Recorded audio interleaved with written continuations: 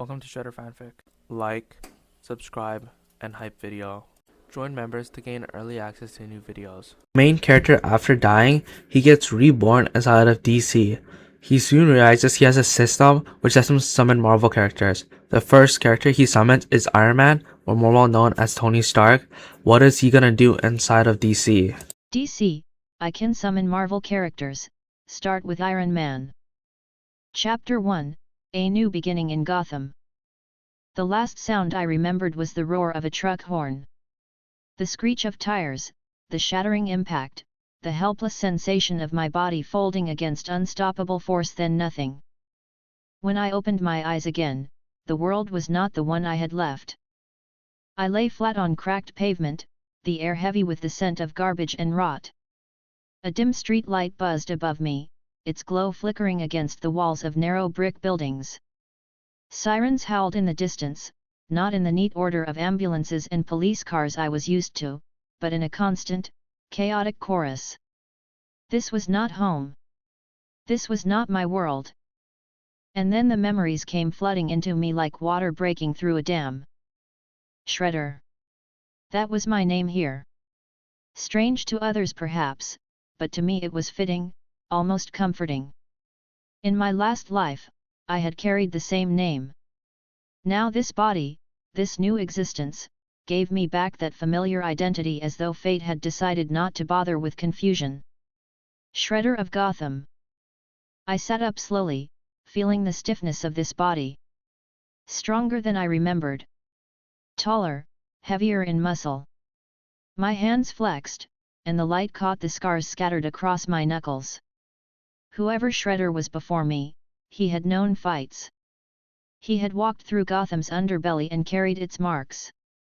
Then it happened.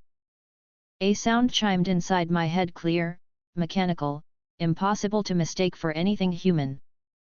Ding! The system has been installed. The system is here to help you. I froze. My breath caught, my hands clenching. It wasn't imagination.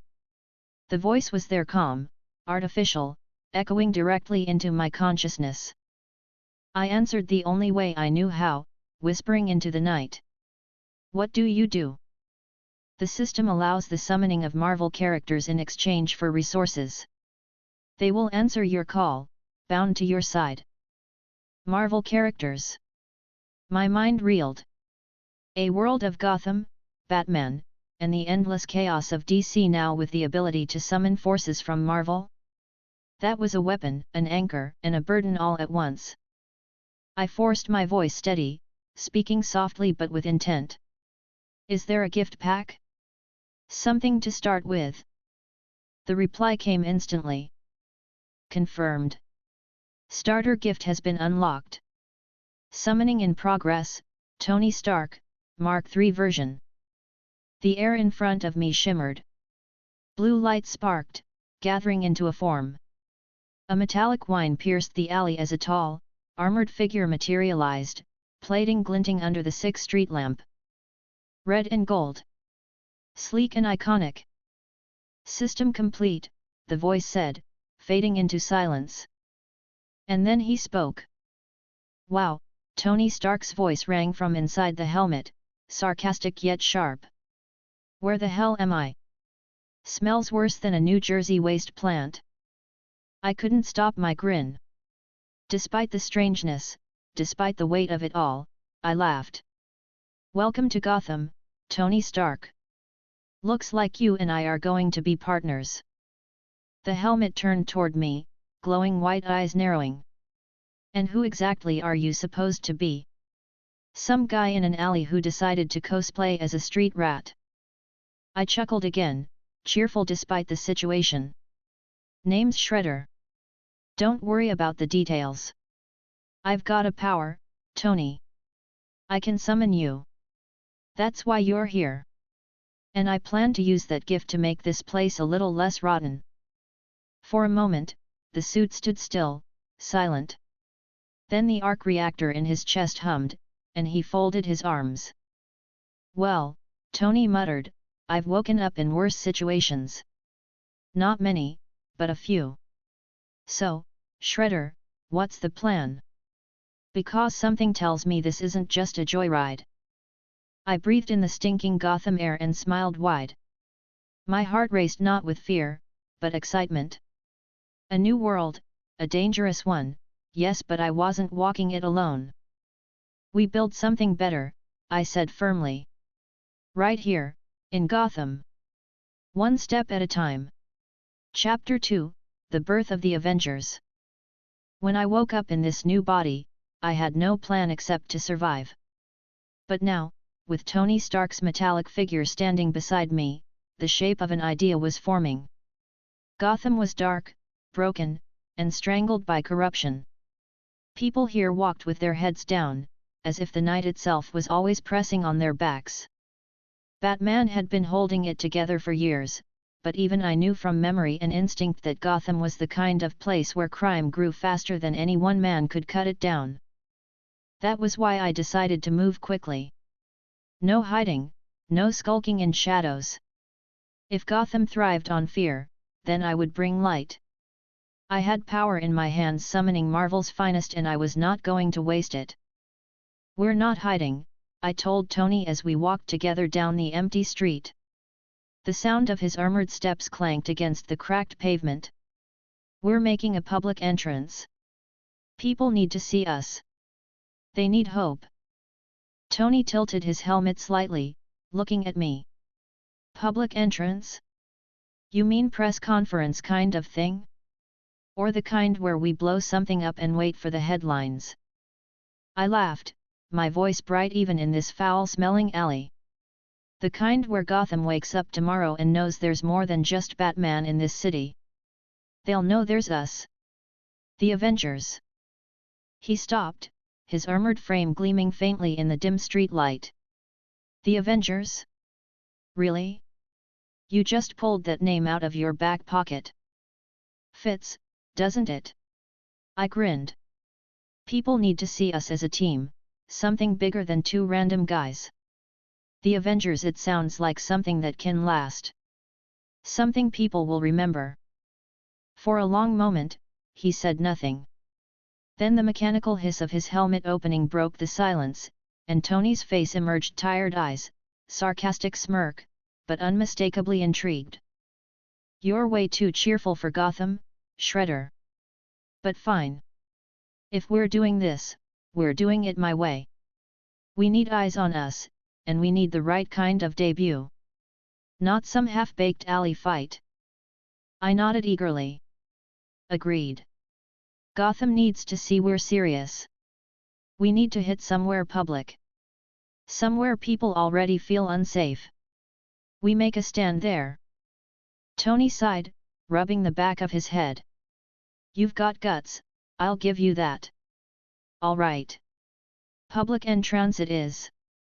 But don't expect Batman to send us flowers. He doesn't share well. I'll talk to him when the time comes, I said confidently. He'll see we're on the same side. Tony gave me a long, doubtful look. Yeah, good luck with that. We spent the night walking Gotham's streets, taking in the atmosphere, studying how people moved. Gotham was a city built on shadows. The sidewalks were cracked, lights broken, alleys filled with whispers and quick footsteps. The few people out at night kept their eyes low, rushing as if being outside too long would invite something hunting in the dark. By dawn, Tony had set up a temporary hub inside an abandoned warehouse. His suit stood powered down in the corner while he typed furiously at a laptop. Sparks flew as he rigged together surveillance drones from scavenged tech. I leaned against a crate, watching him work. So, I asked cheerfully, where do we make our debut? He didn't look up. I pulled up Gotham PD's open channel frequencies. There's been chatter about a gang pushing into the Narrows. Falcone's remnants, Joker wannabes, Two-Face stragglers, it's always something. If we want publicity, we hit them hard. Gotham PD will show up, probably Batman too. Boom. Public entrance. I nodded.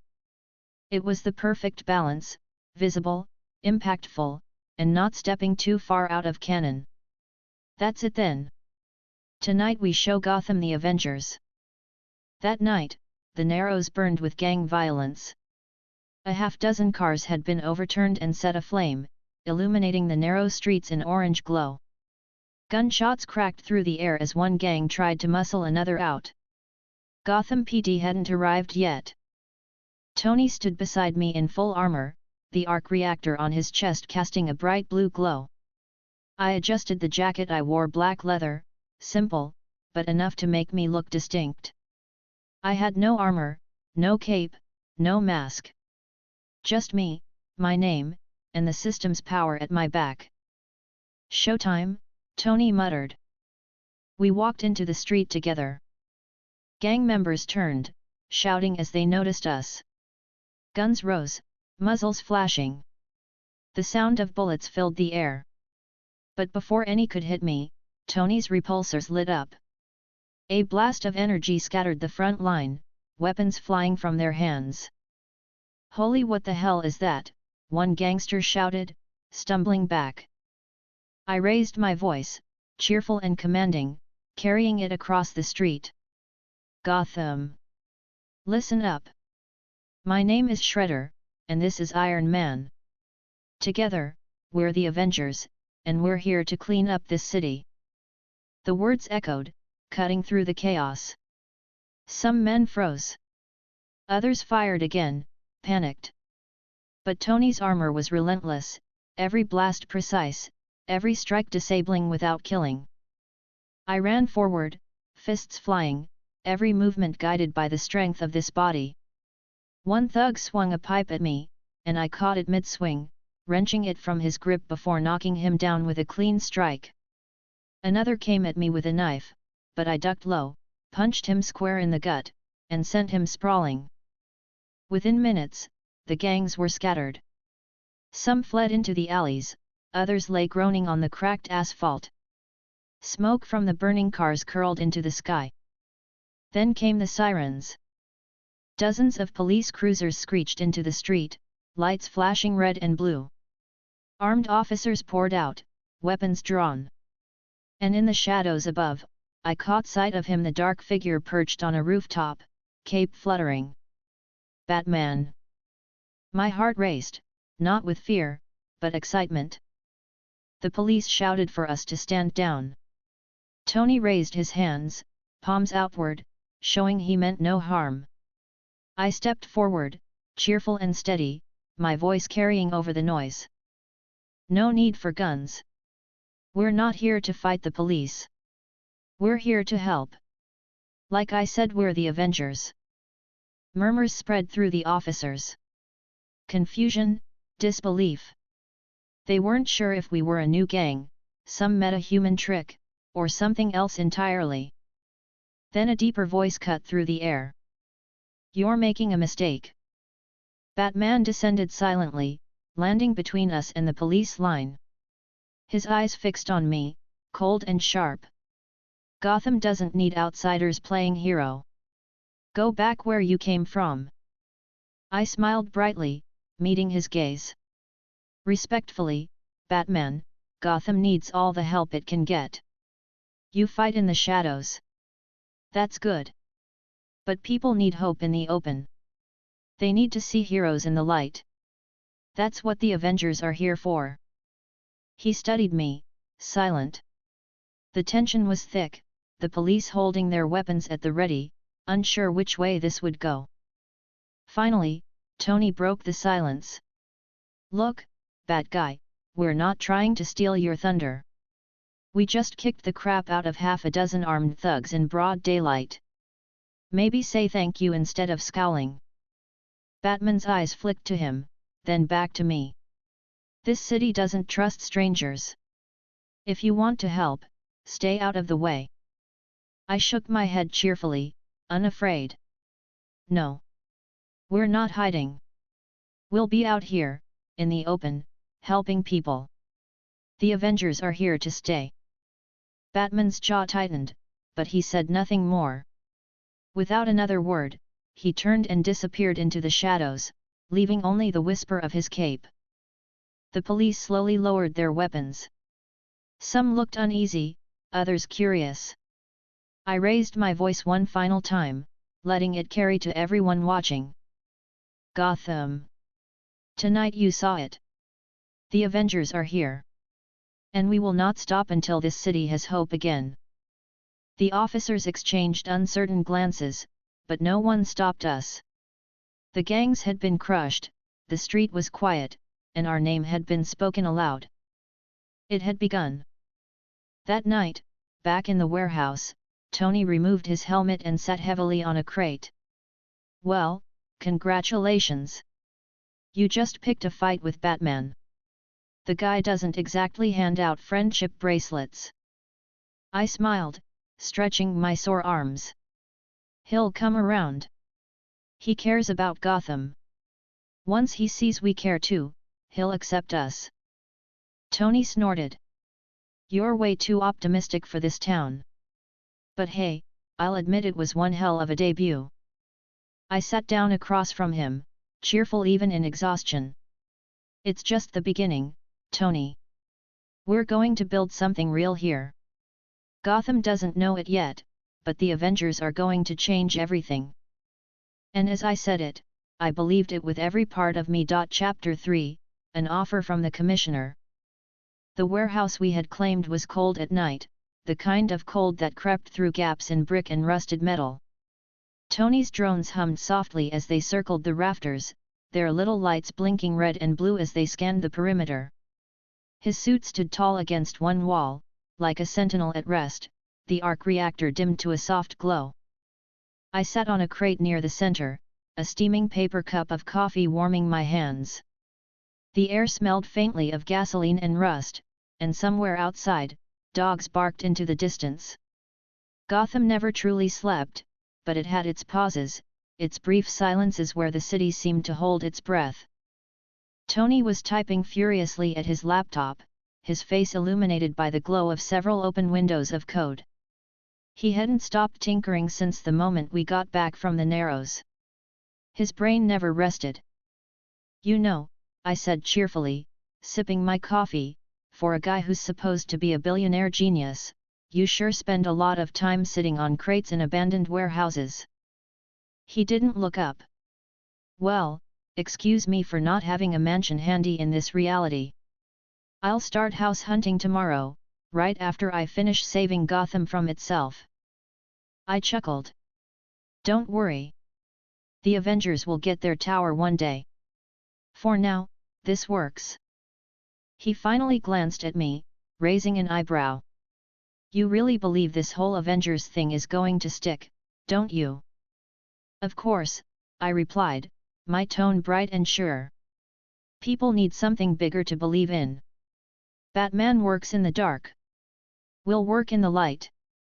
Both are necessary. Tony snorted. Yeah, well, tell that to Gotham PD. They're probably drafting up half a dozen charges for vigilantism right now. I shrugged, unconcerned. Then we'll talk to them. If they're smart, they'll see we're on their side. Tony leaned back, stretching his arms. And if they're not smart? Then we prove it with actions, I said simply. The knock came just past midnight. 3 sharp raps on the metal door echoed through the warehouse. Tony's drones immediately shifted, red lights focusing on the sound. He snapped the laptop shut, his face tightening. Either that's the friendliest gang in Gotham, or we've got company, he muttered. I set my coffee aside and stood. My body was relaxed, but alert. The knocks came again, steady and patient this time. I walked to the door and pulled it open. Commissioner James Gordon stood there, trench coat wrapped tight against the night, glasses reflecting the faint glow of the streetlights. His mustache twitched slightly as his eyes landed on me, then flicked past my shoulder toward the glowing outline of Tony's suit. 2 uniformed officers stood behind him, not reaching for their weapons but tense all the same. Shredder, I presume. Gordon's voice was calm, level, but not warm. I smiled, cheerful and open. That's me. And you must be Commissioner Gordon. An honor. He gave a small nod. May I come in? I stepped aside without hesitation. Of course. Welcome to Avengers headquarters, temporary, but functional. Tony groaned from his corner. Don't encourage him, Cumish. He's been calling it that all night. Gordon walked inside, his gaze sharp and calculating as he took in the warehouse, the suit of armor, and the strange pair of men claiming to be Gotham's newest protectors. He stopped near the center, folding his hands behind his back.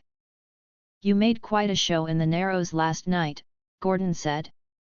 Half the precinct's been talking about it. Some think you're vigilantes. Others think you're another gang trying to play hero for publicity. And then there's Batman, who isn't saying anything at all. I smiled, hands open at my sides, my tone steady and cheerful. We're neither. We're the Avengers. We don't work for gangs, and we don't work against the law.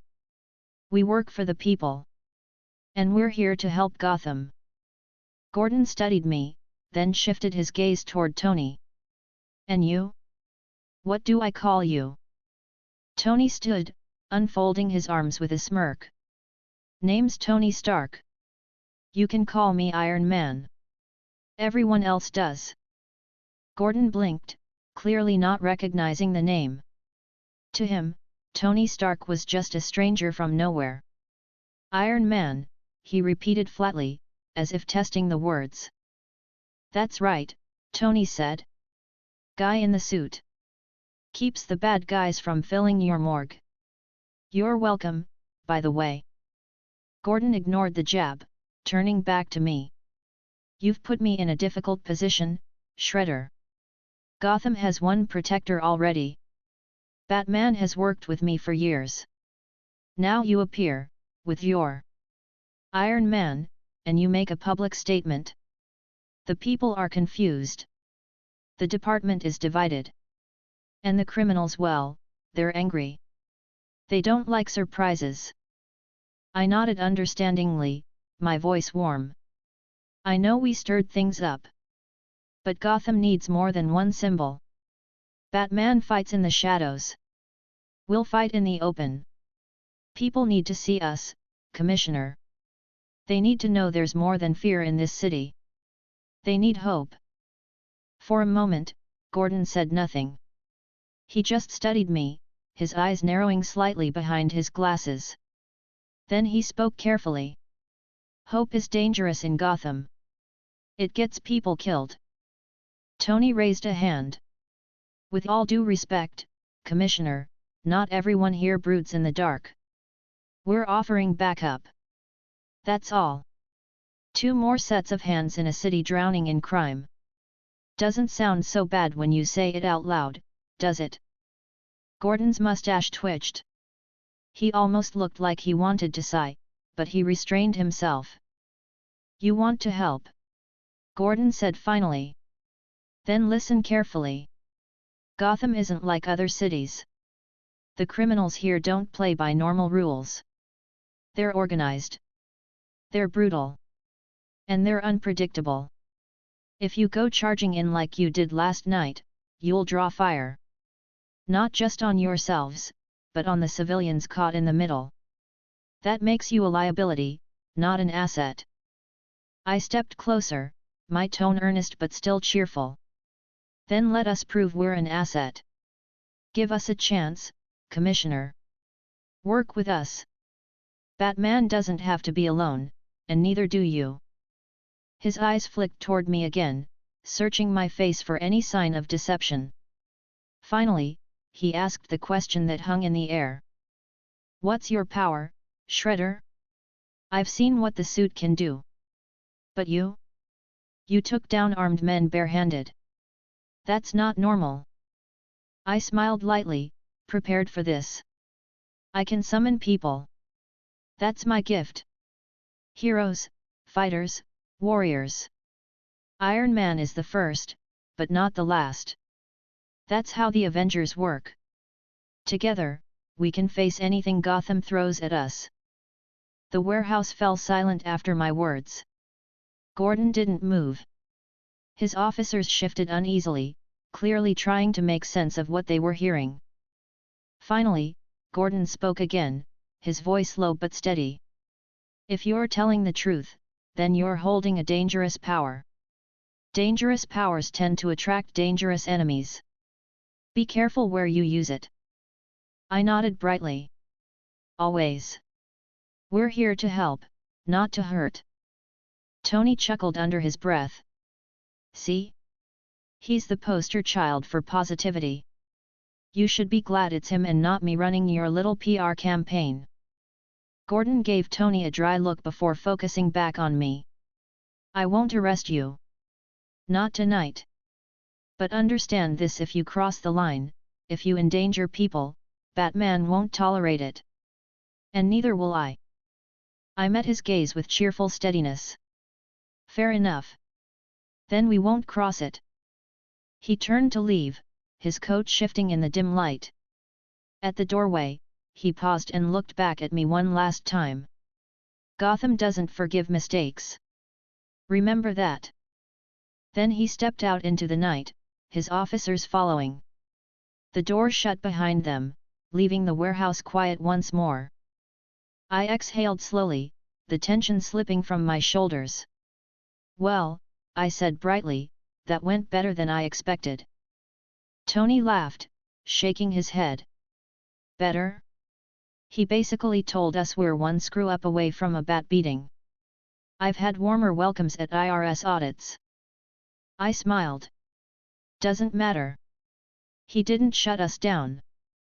That means we've got space to prove ourselves. Gordon's cautious, but I think he'll come around.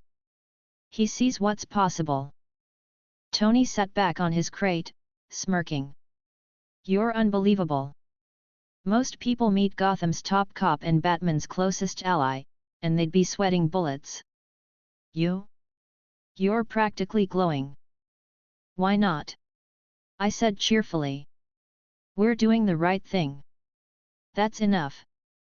Tony shook his head, still smiling faintly. All right, Shredder. Let's see how long your optimism lasts in this city. Chapter 4, Black Mask's First Move.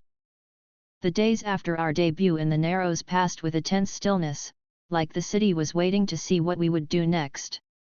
Gotham never truly rested. Police scanners buzzed with constant reports of robberies, assaults, and fires, but the talk that spread among the streets was about us. The Avengers. Some called us heroes. Others thought we were pretenders, another gang in costumes trying to take power. Batman hadn't spoken publicly. Gordon stayed silent. And in that silence, the underworld seethed. Tony noticed it before I did. He always had a sharper sense for tension. You feel that? He asked one night, tapping at his laptop in our makeshift base. His drones were lined up neatly on a table beside him, recharging. Like the city's holding its breath? Someone's planning something. I sat on the edge of a crate, sipping bottled water and watching him work. Of course they are. We stepped into their world. We embarrassed them in public. Gotham's crime lords won't let that slide. Tony gave me a wry look. You say that like you're excited. I smiled cheerfully. I'm ready. Let them come. Every time they push back, we show the people why we're here. That's how trust is built. He shook his head, muttering, you and your eternal optimism. It's exhausting. But I could see it in his eyes underneath the sarcasm. He was invested now. The Avengers had become real, and he wasn't walking away. The attack came on the third night. It was late, the warehouse quiet except for the soft hum of Tony's machines. I had just finished a round of practice drills, working on my strikes and movements, getting used to this body's natural strength. My breathing was steady, my mind clear. Then the first drone's alarm chirped. Movement, Tony muttered, swiveling toward the feed. His screen lit up with camera angles from the rooftop drones. Figures were approaching from 3 directions, dark shapes slipping through alleys, moving with purpose. I stepped closer, watching. How many? Too many, Tony said grimly. At least 30. Armed. Looks like someone decided to send a welcoming committee. The feed zoomed in on one of the men. Black suits, skull masks. My chest tightened with recognition. Black Mask, I said calmly. This is his work. Tony groaned. Of course it is. Some guy who literally wears a skull mask couldn't stand someone else stealing his aesthetic. I grinned despite the tension. This is good. If Black Mask noticed us, it means we matter. Tony turned to me, exasperated. You're way too happy about being targeted by 30 armed mercs. I straightened, my tone still cheerful but firm. It means we're on the right track. Gotham's criminals are scared. That's progress. The warehouse shuddered as the first wave hit. Gunfire erupted against the steel walls, bullets sparking as they tore into rusted metal. Shouts echoed from outside, men barking orders, boots stomping against the ground. Tony was already moving. His suit powered up with a rising hum, lights flickering across its plating as it came to life. The faceplate slid shut, and the arc reactor shone bright blue. All right, Tony's modulated voice rang out, time to see if Gotham's goons like high-tech fireworks. I cracked my knuckles, cheerful even in the chaos. Let's show them what the Avengers can do. The doors burst open, and masked men stormed inside.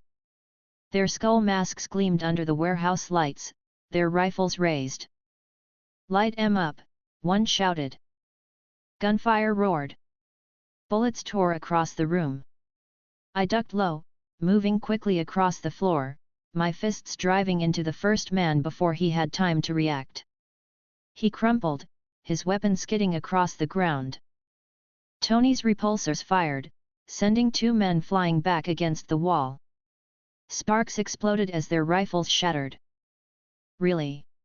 Tony shouted over the noise. Automatic weapons in a closed space? Do these guys even care about hearing damage?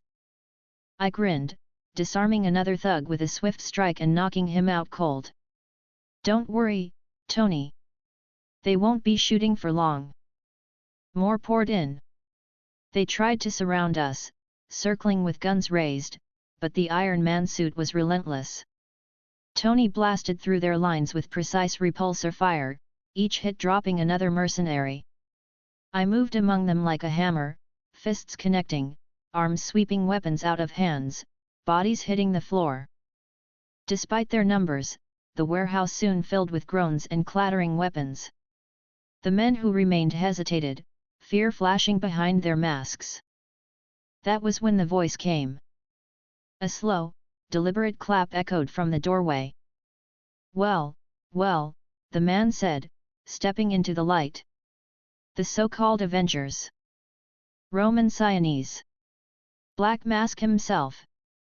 His suit was sharp, black, and tailored. His face was hidden behind the carved skull mask that had made him infamous, its empty sockets staring at us with lifeless rage. The surviving men straightened at his presence, fear giving way to discipline. He walked among the unconscious and groaning bodies without care, his shoes clicking against the floor. You make quite an entrance, Black Mask said. But Gotham isn't yours to take. You don't get to waltz in here and declare yourselves heroes. This city belongs to those strong enough to control it. I stepped forward, cheerful and unwavering. Gotham belongs to its people, Sienese. Not to you, not to your gangs, and not to fear. That's why we're here. To give them something better. Black Mask tilted his head slightly. Optimism. In Gotham. That'll get you killed. Tony's voice cut in, mechanical and sharp. You must be fun at parties. Black Mask ignored him, focusing on me. You've humiliated my men. You've made noise. The people may talk about you now, but talk fades. Gotham will chew you up. And when it does, I'll be there to put what's left of you in the ground. I smiled brightly, unshaken. We'll see about that. The Avengers don't scare easily. For a moment, silence stretched. Then Black Mask raised a hand, signaling his remaining men. Kill them. The warehouse erupted again. More gunfire, more shouting. Tony's suit flared to life, blasting across the floor as repulsor beams tore through the attackers. I charged forward, fists flying, striking down anyone in reach. The fight was brutal, chaotic, but controlled. Minutes later, it was over. Black Mask's men lay scattered across the floor, unconscious or groaning in pain. Smoke hung in the air, the smell of burnt gunpowder sharp. But Black Mask himself was gone. He had slipped back into the shadows, leaving only his men behind. Tony lowered his hand, his repulsors dimming. Well, that was fun. Want to guess how many more gangs are lining up after this? I stood in the center of the wreckage, breathing steady, my smile still wide. As many as it takes. The more they push back, the stronger we'll stand. Gotham will see it. The people will believe it. Tony sighed, shaking his head. You're impossible. But, maybe you're right. I laughed lightly, clapping him on the shoulder. Of course I'm right. This is only the beginning. By the time dawn broke, word of the attack had already spread. Gotham's underworld was buzzing.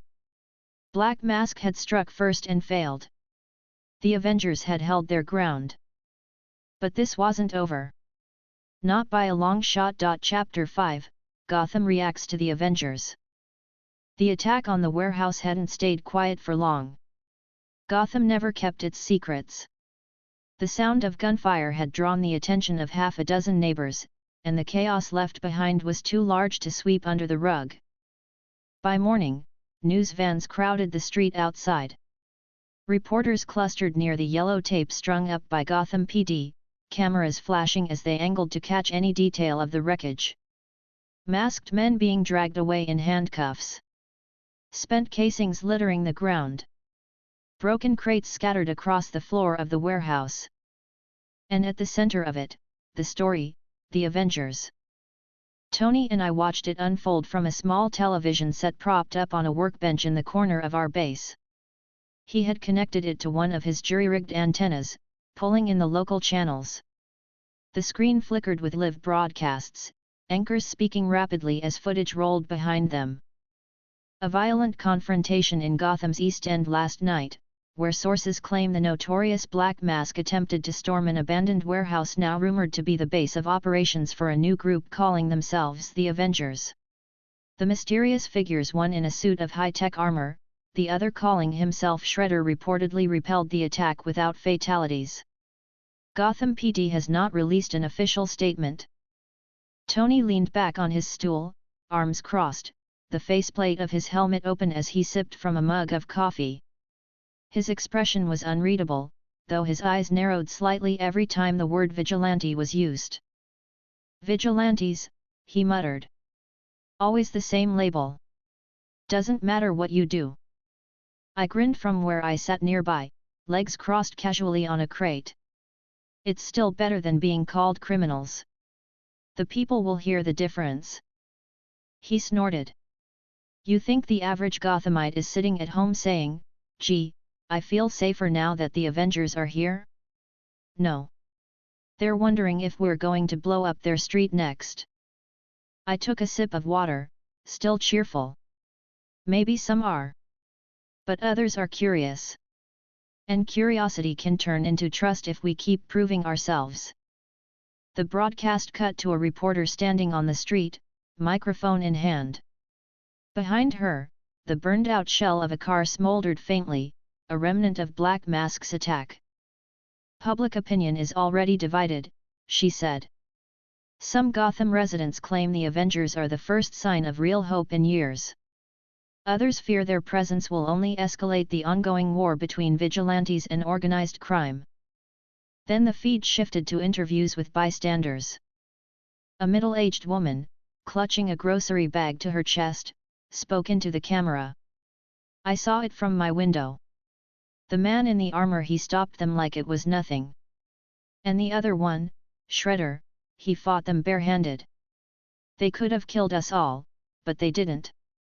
They protected us. I think, maybe they're what this city needs. The footage changed again. This time a man in his 30s, rough-looking, spoke bitterly. Heroes? Don't make me laugh. Every time someone new puts on a mask, people like me get caught in the crossfire. Batman's bad enough. Now we've got 2 more? They're just asking for trouble. The anchor's voice returned. And as always, Gotham remains uncertain about its so-called heroes. Tony turned down the volume, setting the remote aside. See? Split right down the middle. Half think we're saviors, half think we're lunatics. Same old story. I smiled brightly, leaning forward. That's still half believing in us. That's more than we had yesterday. We're building something, Tony. Slowly, but it's happening. He shook his head, though a faint smile tugged at his lips. You don't quit, do you? Never, I said cheerfully. Later that day, the newspapers hit the stands. I walked the streets myself to see it, hood pulled up, jacket zipped, blending in with the morning crowd. People bustled around me, some tired, some alert, all moving with the wary pace that Gothamites carried like second nature. The front page of the Gotham Gazette showed a grainy photo of our warehouse, police cars lined outside, black masks, men being dragged away. The headline read: New Vigilantes in Gotham, Help or Hazard. I bought a copy and flipped it open. The article went into detail about the fight, piecing together witness reports and unofficial leaks from GCPD. It painted us as powerful but untested, unpredictable elements in a city already strained by costumed conflicts. An editorial further inside the paper argued that our presence might destabilize Gotham further, drawing more villains to test us. Another opinion piece countered that fresh blood could be exactly what Gotham needed, a chance for real change beyond the endless shadow war of Batman and his rogues. People on the street were already talking about it. A group of construction workers on break argued heatedly by a hot dog stand. I'm telling you, they're the real deal, one said, waving the paper. Iron Man, Shredder, Avengers. You saw what they did to Black Mask's crew. The other shook his head. Or maybe they just painted a target on all of us. Black Mask doesn't lose gracefully. You think he's done? No way. And when he strikes back, who's gonna bleed for it? Us, that's who. I kept walking, listening to fragments of conversation as they floated through the air. Some hopeful, some bitter, all unsure. Gotham was thinking about us now. That was enough. Back at the warehouse, Tony was tinkering with his suit when I returned, newspaper tucked under my arm. He glanced up. Go sightseeing. Listening, I corrected cheerfully, setting the paper down beside him. People are divided, but they're talking. That's the first step. Tony eyed the headline. Yeah, well, let's hope we're not tomorrow's obituary. I grinned. We won't be. We're the Avengers. That night, the debate spread to television. Local pundits argued back and forth while split-screen footage of our battle played behind them. One man in a suit pointed angrily at the camera. This is reckless vigilantism. We already have a masked vigilante in Gotham. Adding more only escalates the violence. These Avengers are a threat to law and order. A woman across the table shook her head. No. What I see are heroes willing to stand in the open, not just in shadows. Gotham's been drowning in fear for decades. Maybe the Avengers are the beginning of something better. Tony watched from the workbench, rolling his eyes. Talking heads. They don't know anything. One day they'll love us, the next they'll hate us. Depends on ratings. I smiled at the screen. Maybe. But if even one person sees this and feels hope, then it's worth it. Tony sighed, muttering, "You're going to give me cavities with all this sweetness." The reaction wasn't limited to civilians and media. Gotham PD began to shift uneasily too.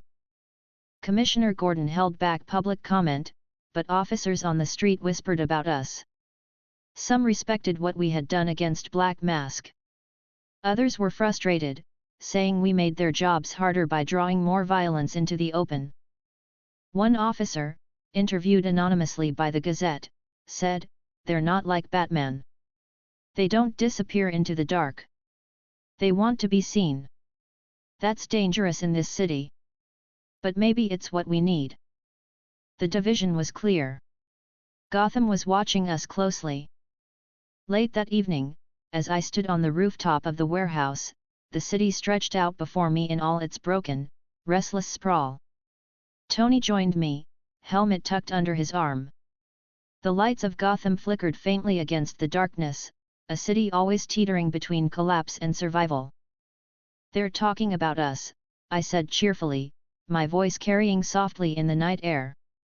"The people, the media, even the police. Some doubt us, but some believe. That's enough for now." Tony looked at me, then out at the city. "You really think we can change this place?" I smiled. "One step at a time. That's how everything starts." Chapter 6, Black Mask's Revenge. The days after our public clash with Black Mask passed in uneasy rhythm. Gotham streets buzzed with the story newspapers still printing the Avengers name in bold, talk radio circling endlessly over whether we were heroes or reckless threats, and civilians whispering as though saying our name too loudly might summon either hope or disaster. But beneath the noise, something heavier was building. Tony noticed first. He had set up an array of hacked police scanners across the warehouse, tuned to frequencies most of Gotham's criminals used. The static-filled chatter revealed movement.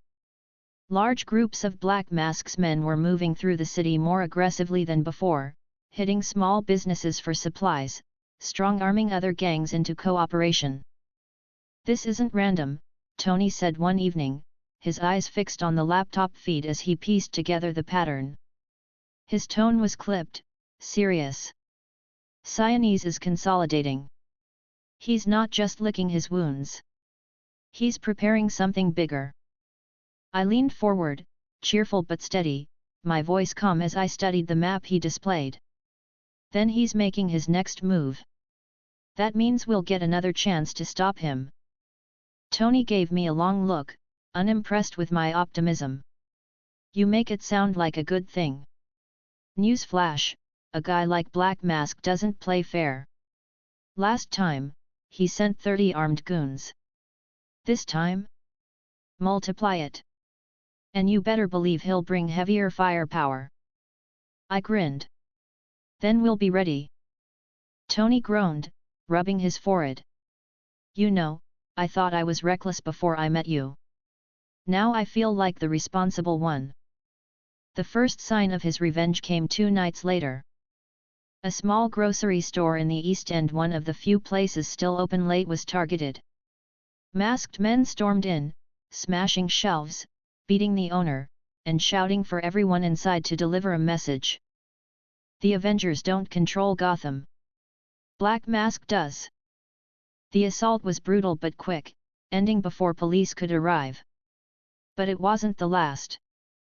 The next night, 3 more businesses were hit. Then 5. All connected to neighborhoods that had spoken favorably about us after the warehouse fight. Black Mask wasn't just lashing out blindly. He was punishing anyone who dared to see us as a symbol. I sat in the warehouse, fists clenched, as Tony played the recorded scanner transmissions aloud. Screams echoed faintly through the speakers, the desperate voices of civilians caught in the middle. Tony's face was grim. "He's not just coming for us. He's coming for them. This is how guys like Siamese work. They don't fight you directly until you're cornered. They hurt everyone else first. I exhaled, calm but determined. Then we stop him before it spreads further. We protect those people. That's what the Avengers are for. Tony pointed at me with a wrench.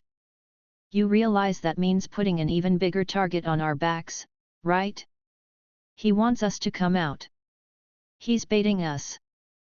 I smiled, cheerful but unyielding. Then let's give him what he wants. And beat him again.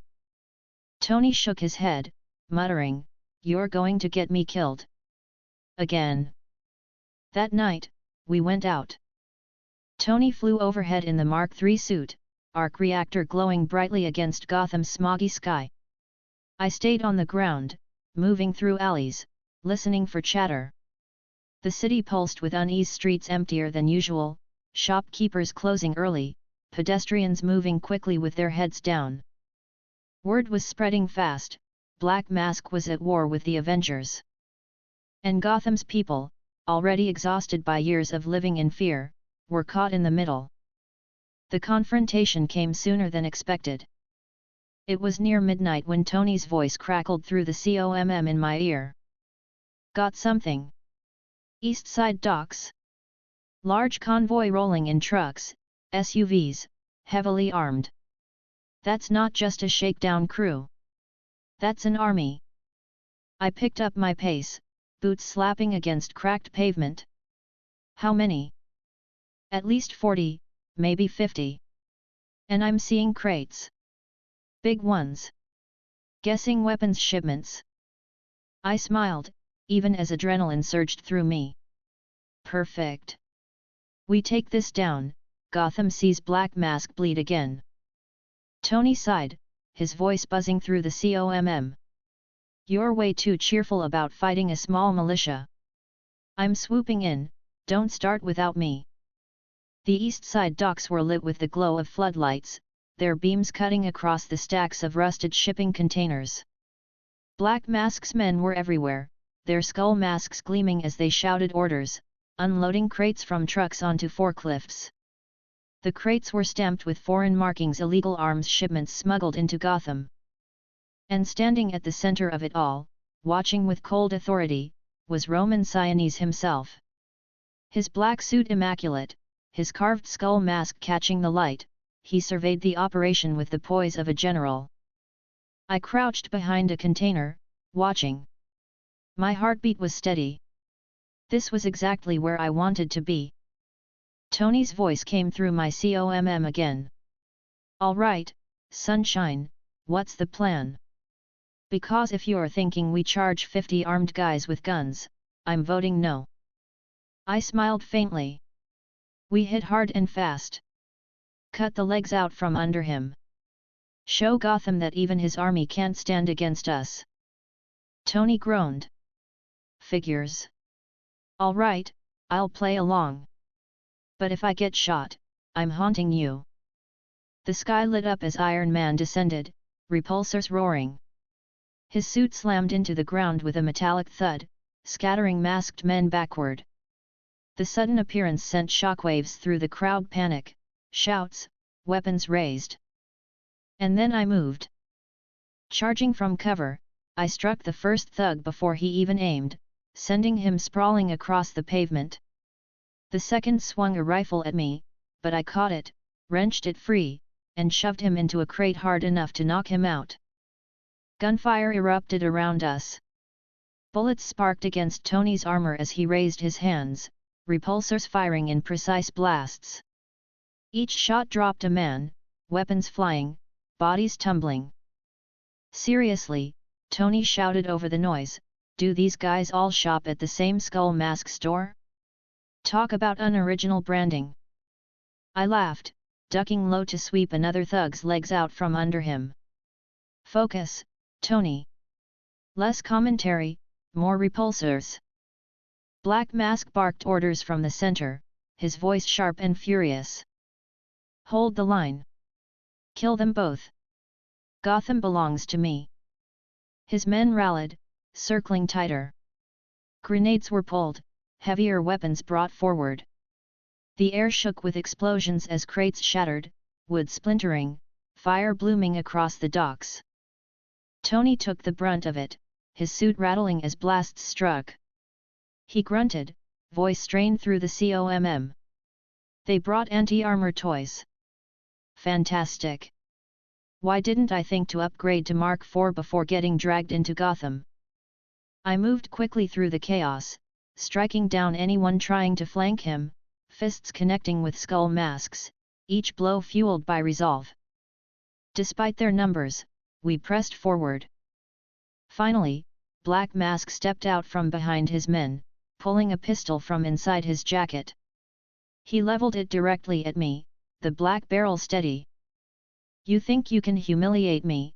his voice roared across the dock. "You think you can steal my city? I'll carve your name into the pavement when you're dead." I smiled at him, cheerful even with the weapon aimed at my chest. "You can try. But Gotham doesn't belong to you, Roman. It belongs to its people. And they're done living in fear."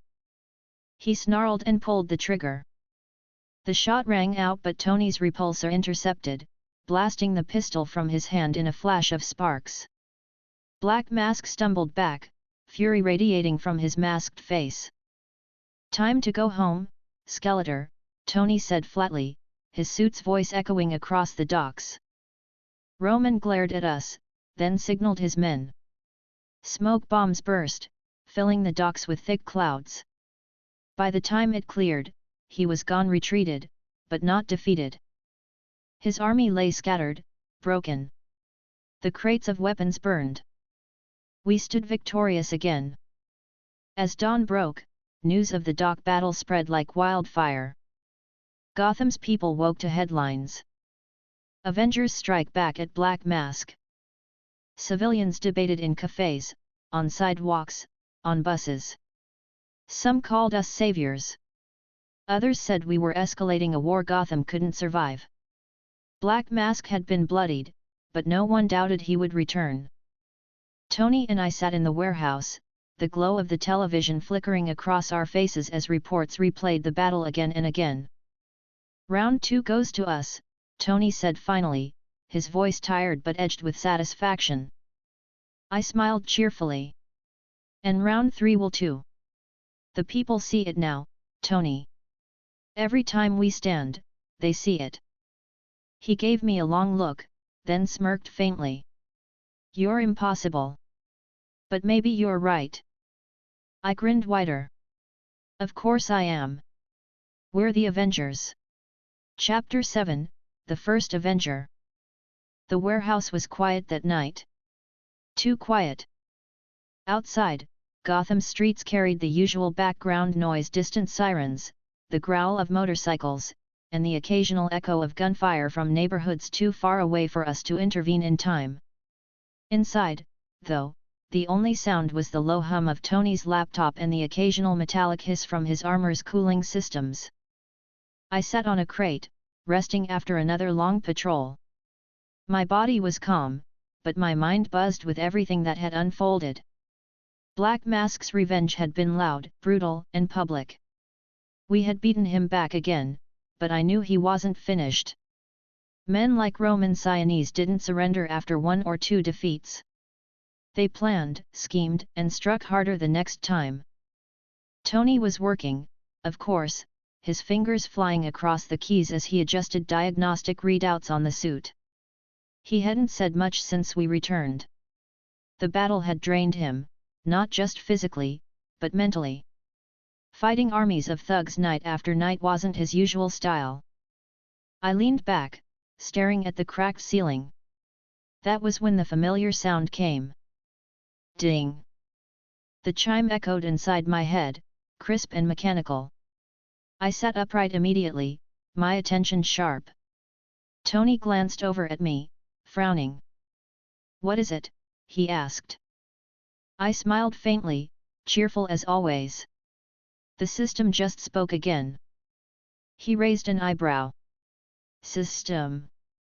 I waved a hand quickly. "Don't worry about it. Just, my power." He narrowed his eyes, but let it go. "All right, sunshine. What's the update?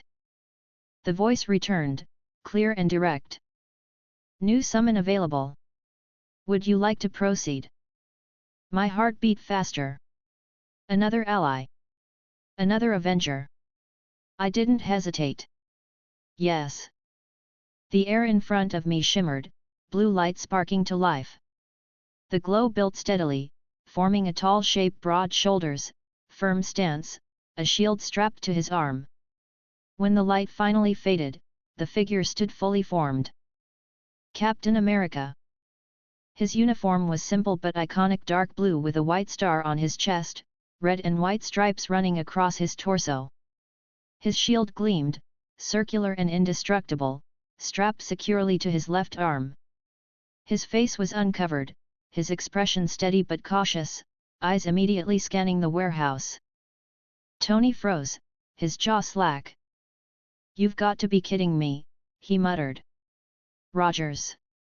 Steve Rogers looked around, then locked eyes with me. His voice was firm, measured, but not unkind. "Where am I?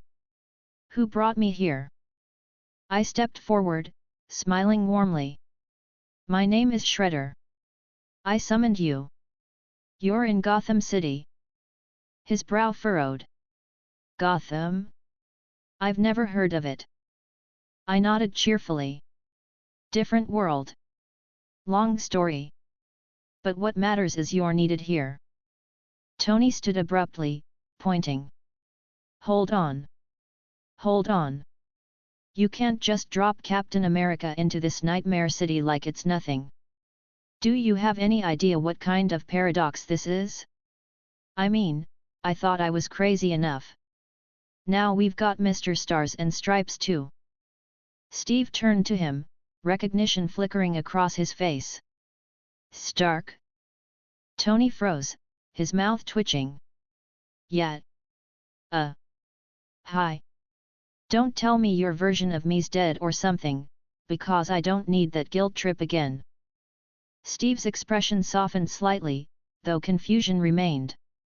"Last I saw you, you were alive. Very alive. But clearly, this isn't the same world." I raised my hands, smiling brightly to ease the tension. "Look, I know this is strange.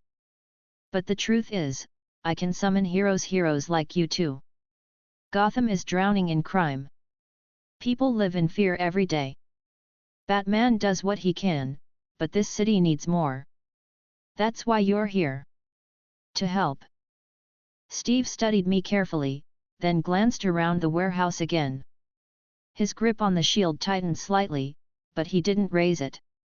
"So you're saying you can bring us here? That's your power?" "Yes," I said cheerfully. "You're not prisoners. You're not being forced. You're free to leave whenever you want. But if you stay, you'll be part of something bigger. You'll be an Avenger." The word made him pause. His eyes lingered on me, then flicked toward Tony, who had crossed his arms with a skeptical scowl. "You're forming the Avengers here?" Steve asked slowly.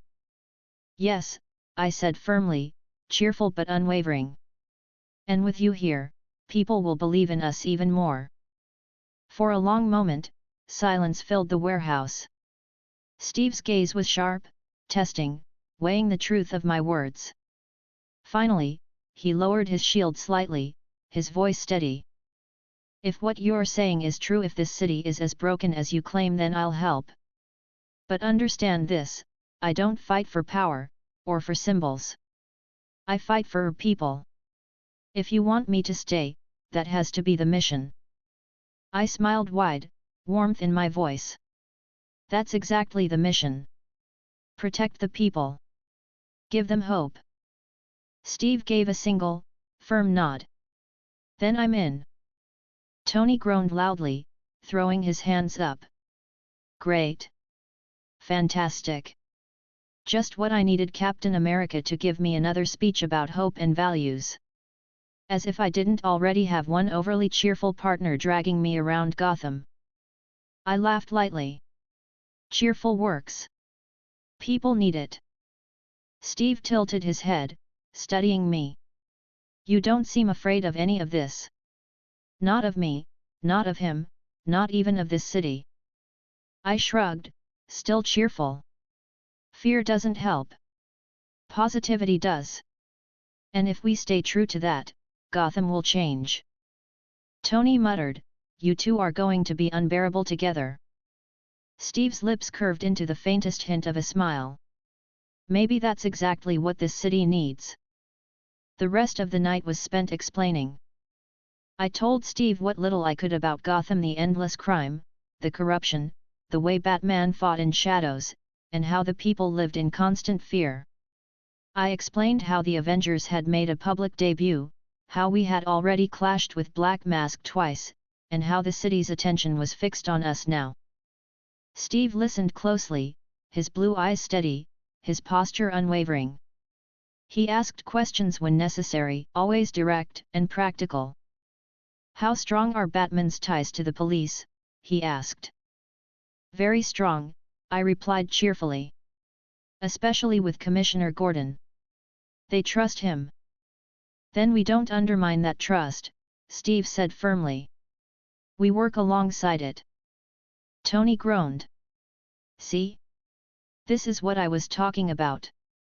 Rulebook Rogers. You're going to have him saluting by the end of the week.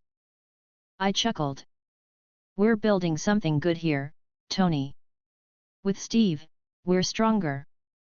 The people will believe even more now. Steve looked between us, his expression serious. Then let's make sure we do it right. The next day, news of Captain America's presence spread faster than wildfire. It started small blurry photos from civilians who had glimpsed us walking together on the streets.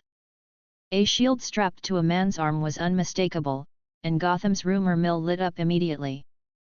By afternoon, the newspapers carried headlines. Another hero joins the Avengers, who is Captain America? Talk shows and radio stations debated endlessly.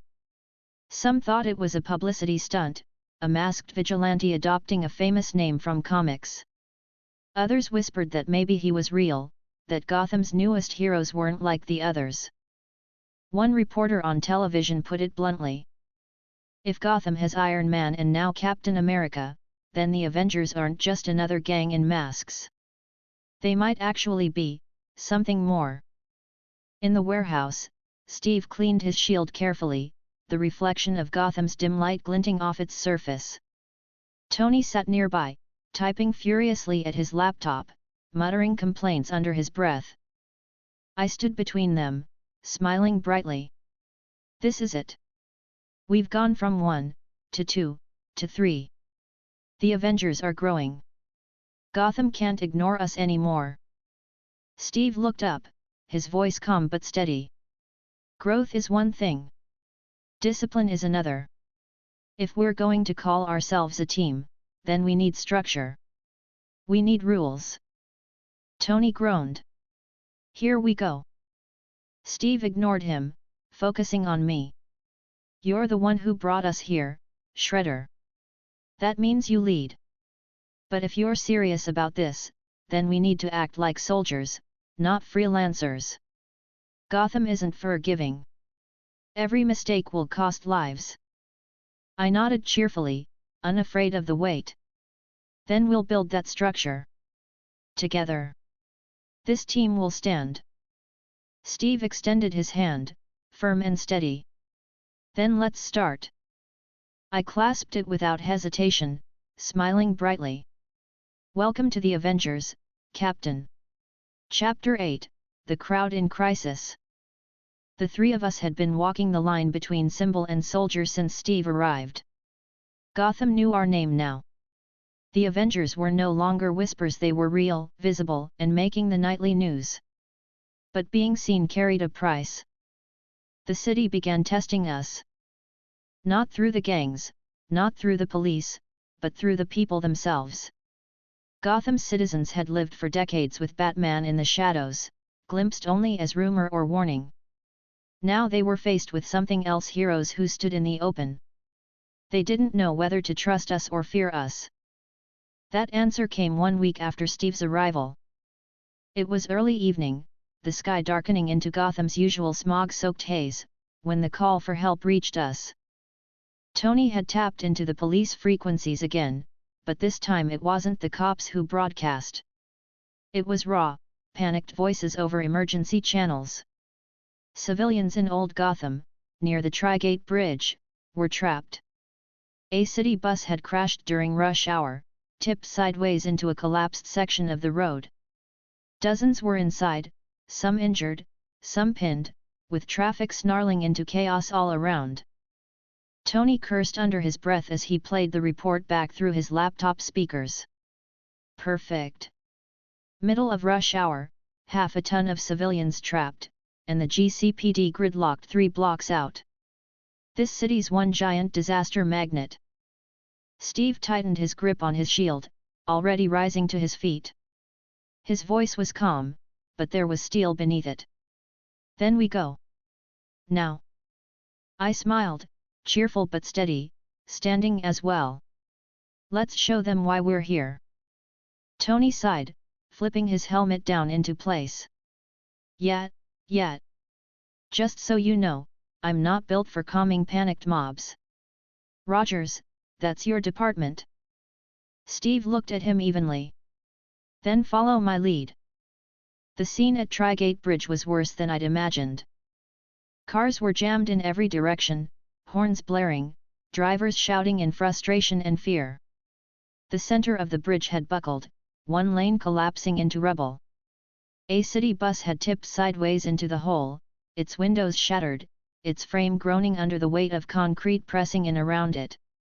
Smoke curled from broken engines. The air reeked of gasoline. And the crowd, dozens of civilians, maybe more, had gathered in a frantic knot near the barricades. Some shouted for help. Others argued. A few were on their phones, broadcasting the chaos live. Panic was rising with every passing second. The police were there, but overwhelmed. Officers shouted orders, trying to push the crowd back, but the sheer volume of desperate voices drowned them out. They couldn't focus on rescuing the bus because they were too busy struggling to keep control. That was when we arrived. Ironman descended first, landing with a metallic thud on the pavement. The crowd gasped, pointing, shouting his name. I followed close behind, stepping through the mess of cars with a cheerful smile, trying to project calm even as the situation spun wildly out of control. And then Steve appeared beside me, shield in hand, his stride firm and confident.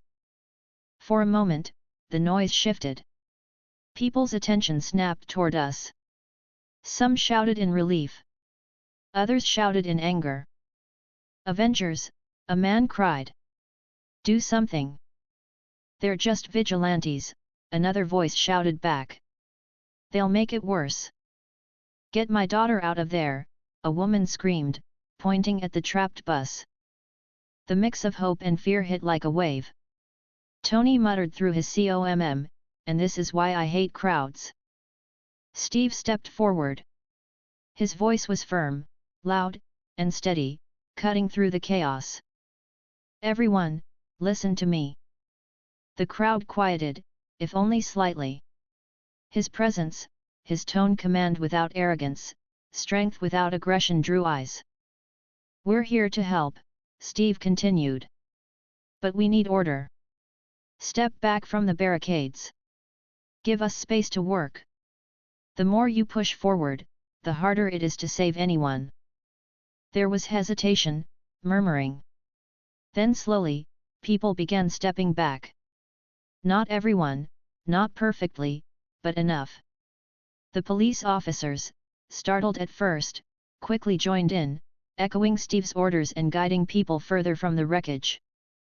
I smiled, watching it happen. You're good at this, I said quietly. Steve didn't look back. We don't have time to waste. Let's move. We reached the bus. The front end was crushed against broken concrete, the windshield shattered. Inside, dozens of civilians were trapped, faces pale, hands pressed against windows, some shouting, some crying. Frames unstable, Tony muttered, scanning the wreckage with his suit's sensors. If we lift wrong, it collapses. And if it collapses, the whole bus goes into the river. Then we lift right, Steve said calmly. Shredder, with me at the side. Stark, stabilize the frame. Tony sighed. Fine. But if this thing crumbles, I'm not taking the blame. I chuckled lightly. Relax, Tony. We've got this. Together, we moved into position. Steve pressed his shield under the edge of the bus, bracing himself. I crouched beside him, gripping the metal frame with both hands. The weight was immense, even before we tried to lift, but I steadied myself. On 3, Steve said firmly. 1, 2, 3. We strained together, muscles burning as the bus shifted. The groan of metal filled the air. Dust rained from above. For a terrifying moment, I thought it would collapse entirely, but then the bus lifted just enough. Go, Stark! Steve barked. Tony fired stabilizing blasts from his repulsors, welding chunks of broken concrete into place to hold the frame. The makeshift supports groaned, but held. Not bad, Tony muttered. Now hurry before my handiwork comes crashing down. Steve moved quickly to the bus door, tearing it open with raw strength. He stepped inside, his shield slung across his back, his voice rising above the terrified cries. Everyone stay calm, he shouted. We're getting you out. 1 row at a time. Follow my instructions, and you'll be safe. The passengers, panicked only moments before, focused on him instantly. His presence filled the space, steady and commanding. Children clung to their parents, but their sobs quieted as Steve spoke, guiding them with firm but kind words. First row, move. Single file, stay low, follow me. Don't push, there's time for everyone. One by one, people began filing out, crawling carefully through the shattered door. Steve moved with them, guiding, shielding, reassuring. I stood at the side, steadying the frame as they emerged. This way, you're safe now, I said cheerfully, helping them down. Keep moving, there's room behind the barricade. Tony hovered overhead, blasting away falling debris before it could strike the evacuees. You're welcome, by the way, he muttered each time he saved someone from a concrete chunk. Minutes passed like hours. Slowly, row by row, the bus emptied. Steve never faltered, his voice steady, his presence unshakable. Even as smoke filled the air, even as the frame creaked dangerously, he kept them calm. Finally, the last child crawled out, clutching Steve's hand tightly as he guided her to safety. He handed her off to an officer, then turned back to the wreckage. All clear, he called. We released the frame together, letting it settle carefully into the supports Tony had welded. The bus groaned one final time, then stilled. It was done. The crowd erupted in noise, not panic, but cheers. Some shouted our names, others clapped, some just cried in relief. The shift in atmosphere was sharp and undeniable. For the first time, the people of Gotham had seen us save lives directly, not just fight criminals. Steve raised a hand, calming them again. His voice carried, firm but kind. This isn't about us. It's about you, the people of this city. You stood together tonight. You listened. And because of that, lives were saved. Don't forget that. The words landed. People nodded, murmuring agreement. The officers glanced at him with a mix of surprise and respect. I smiled widely, warmth filling my chest. You're incredible at this, I told him quietly. Steve shook his head. It's not about me. It's about showing them they can trust us. Tony landed beside us, faceplate lifting, his expression exasperated. Great. Now you're both inspiring. Meanwhile, I'm covered in dust and wondering how I got roped into crowd control. I laughed. Don't worry, Tony. You're still the flashiest. The crowd laughed faintly too, the tension breaking further. Cameras flashed, phones recorded, and I knew then this was the moment Gotham truly began to believe. High above, on a rooftop overlooking the bridge, a shadow moved. A cape fluttered briefly in the wind, then vanished. Batman had been watching. Chapter 9, The Mask Strikes Back. After the Trigate Bridge rescue, Gotham's opinion of us shifted. It wasn't unanimous, nothing in Gotham ever was, but it was undeniable. The front pages told the story. Avengers save dozens in bridge disaster. Not just vigilantes, new heroes prove themselves. Civilians who had been rescued gave interviews, their voices shaky but sincere. Parents held their children on camera, saying they owed their lives to the Avengers. Even some of Gotham's most cynical reporters admitted, cautiously, that perhaps we weren't simply another gang in costumes. But not everyone cheered. In the underworld, humiliation burned. Roman Sienese Black Mask had been dealt two very public defeats already. First at the warehouse. Then at the docks. And now, after the bridge disaster, Gotham's people were starting to look past him and toward us. For a man like Sienese, that was intolerable. The night after the bridge rescue, the three of us sat inside the warehouse, the television replaying footage of the evacuation on loop. Steve watched quietly, arms folded, his shield propped against his leg.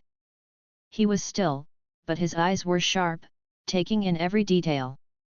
Tony sat on the workbench, helmet off, sipping from a paper cup of coffee while rolling his eyes at the endless analysis from Gotham's pundits. Are they truly heroes, one reporter asked, or are they destabilizing Gotham further? Sources confirm Black Mask has begun reorganizing his forces. Escalation may be inevitable. Tony set the cup down with a sigh. Called it. You humiliate a guy like Sienese in front of his army, and he doesn't retire. He doubles down. And guess what? He's got the manpower and the cash to do it. Steve looked at him. How many men are we talking? Tony shrugged. Hard to say. Hundreds, maybe more. Black Mask's got supply chains, corrupt cops in his pocket, the works. He isn't some clown with a theme. He's organized. And he's angry. I leaned forward, cheerful but steady. Then this is the test. If we stand against him now, we prove we can't be broken. That's how we show Gotham we're more than just a symbol. Tony gave me a look. You say that like we're invincible. Newsflash, we're not. We're three guys against an army. Steve's voice was calm but firm. Then we outthink him. He'll move soon, and he'll move big. If he's planning escalation, we need to prepare. I nodded with a smile. Then we prepare. Together. We didn't have to wait long. By midnight, scanner chatter confirmed it. Black Mask was making moves across the city. Not small raids. Not scattered intimidation. Coordinated strikes. Warehouses belonging to rival gangs were raided. Families connected to businesses that had spoken favorably about us were threatened. Police safe houses were attacked with explosives. Tony sat glued to the laptop, his drones pulling live feeds from across the city. The scale was undeniable. This isn't random, he said grimly. This is a message. He's telling Gotham he's still in charge. And he's daring us to try and stop him. Steve's jaw tightened. Then we don't let him terrorize the city unchecked. We intercept. I smiled, cheerful but resolute. We don't back down. Not now. The escalation reached its peak 2 nights later. A factory on the east side abandoned, supposedly erupted in flames. But it wasn't an accident. Black Mask had turned it into a staging ground, filled with weapons, ammunition, and dozens of his men. Word spread quickly that he was there in person, rallying his forces. We couldn't ignore it. The three of us arrived together. Tony soared overhead in the suit, his repulsors glowing in the night sky. Steve and I moved on foot, cutting through the alleys until the burning factory loomed ahead. The air reeked of smoke and gasoline, flames licking from shattered windows. Armed men swarmed the perimeter, their skull masks reflecting the firelight.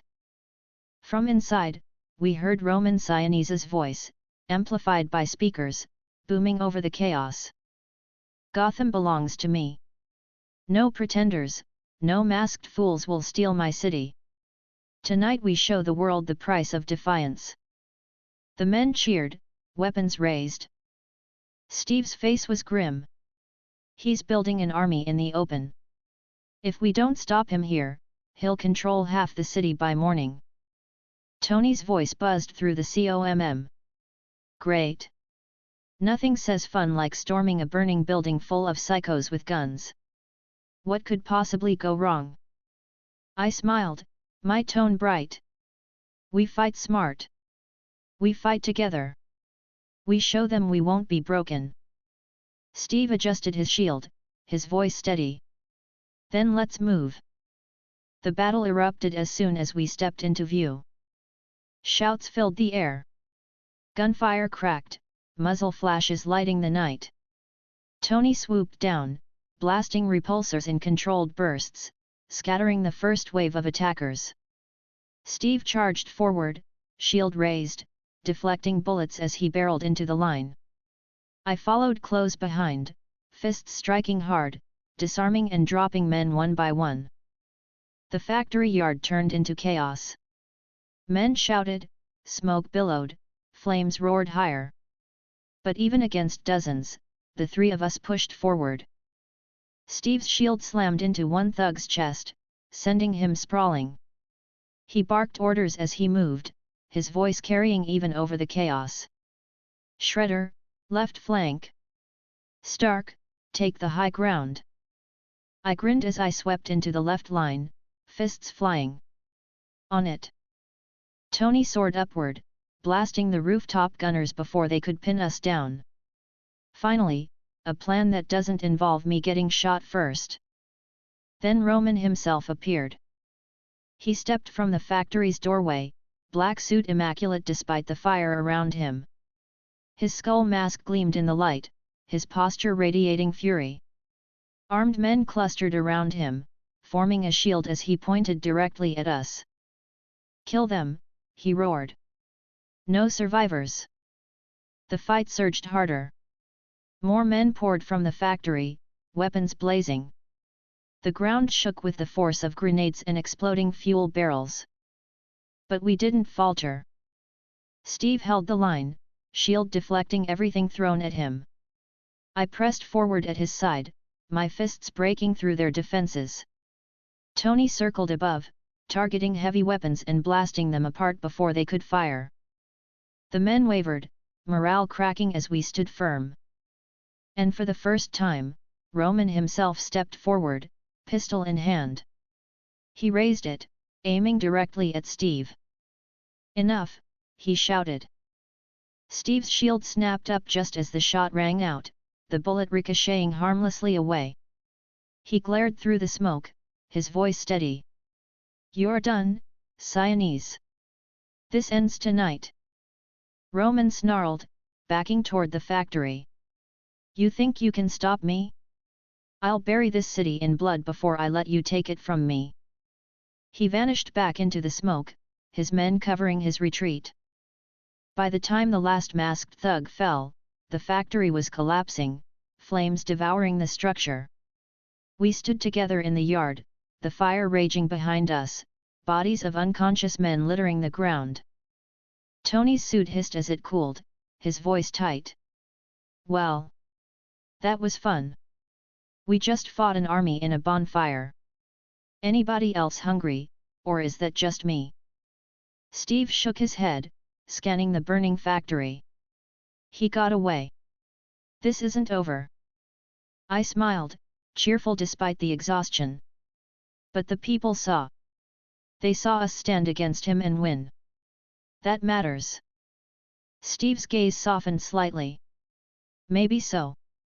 But he'll come back harder. Tony sighed, shaking his head. Oh, joy. Round 4 with Skeletor. Can't wait. I laughed lightly. Then we'll be ready. Together. By morning, Gotham's news channels carried the story again. Avengers battle Black Mask Army in fiery factory showdown. The footage, captured by terrified bystanders, showed us standing against overwhelming numbers. The people saw not just a fight, but a victory. But the message was clear too. Roman Sionis wasn't finished. He would escalate again. And Gotham braced for the storm. Chapter 10, Enemies in the Shadows. Black Mask's defeats had piled up, and Gotham could feel it. His men had been scattered at the warehouse. His weapons shipments burned at the docks. His army broken at the factory. The people noticed. For once, conversations in Gotham weren't about fear of crime, but about resistance. Neighbors whispered about the Avengers standing firm. Shopkeepers spoke about us without lowering their voices. Even officers in the GCPD, usually cynical to their core, muttered quietly about how maybe Batman wasn't alone anymore. But Gotham's underworld noticed too. And that was dangerous. Roman Sionis wasn't finished.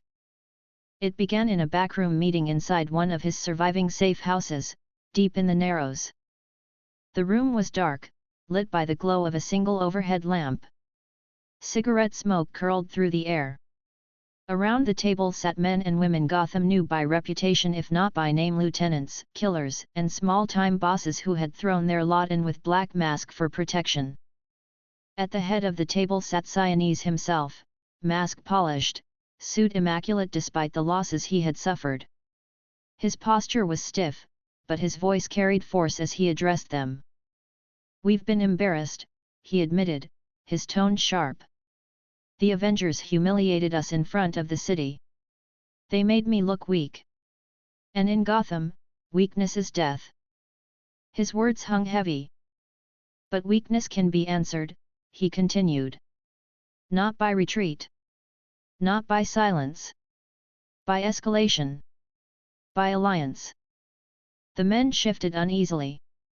One finally spoke, his voice rough. "You want us to work with outsiders?" Roman slammed a hand against the table, his voice rising. "I want us to survive. Batman tolerates no rivals. And now these Avengers, these clowns in costumes, dare to stand in the open, mocking me. We can't let them take what's ours. Alone, they've beaten us. Together, we crush them." There was muttering, hesitation. But they listened. They always listened when Sionis promised blood. And so, he began reaching out. Days later, word spread across Gotham's criminal underground like wildfire. Black Mask was calling in debts, offering shares, demanding loyalty.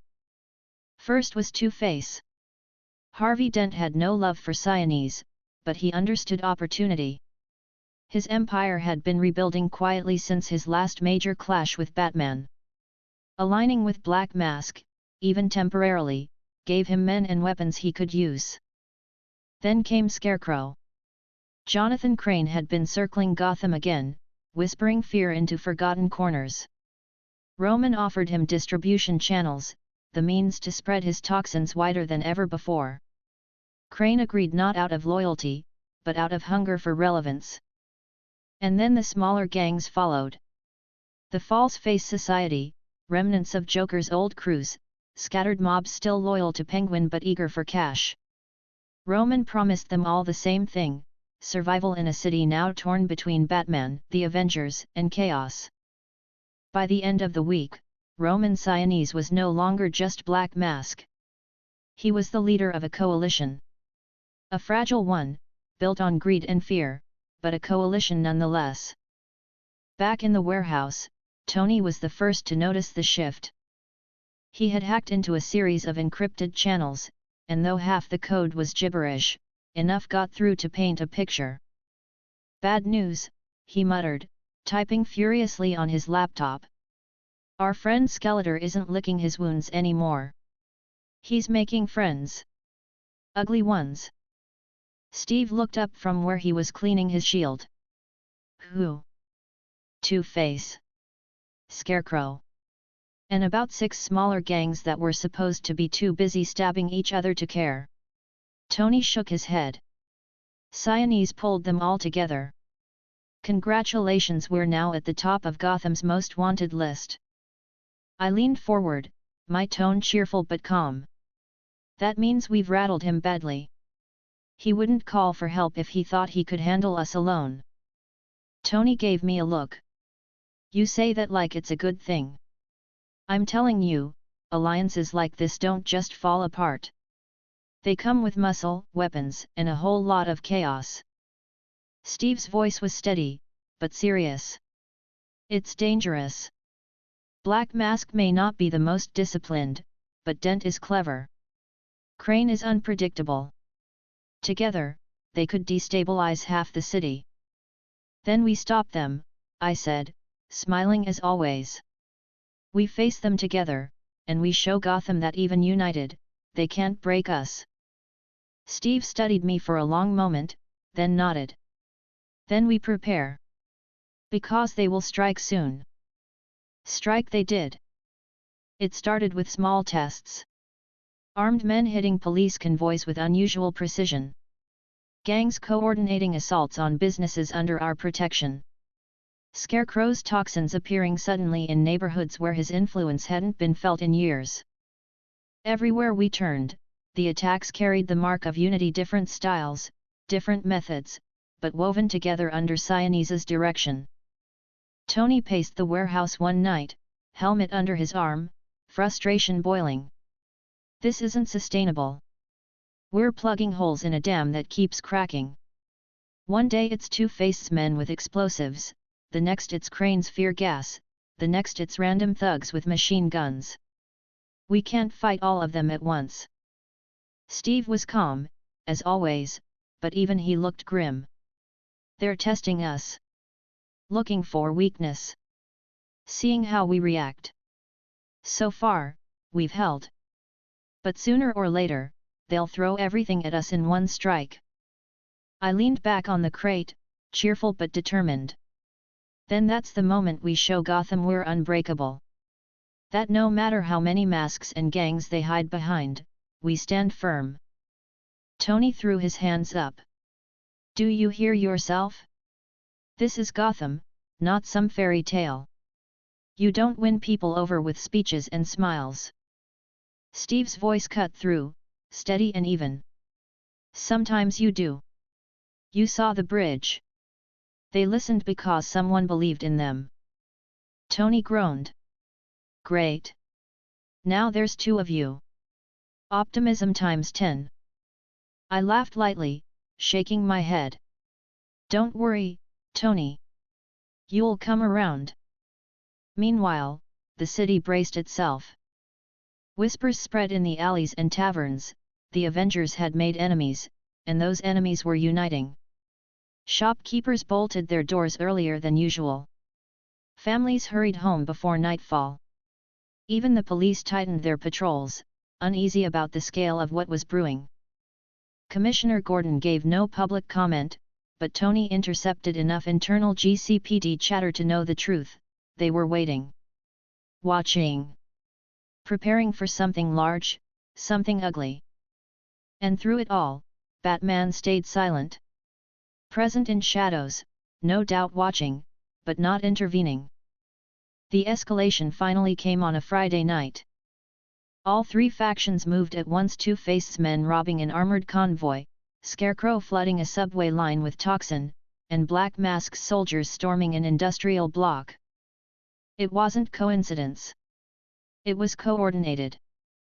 Tony's drones caught the movements, their feeds lighting up on his laptop like a map of chaos.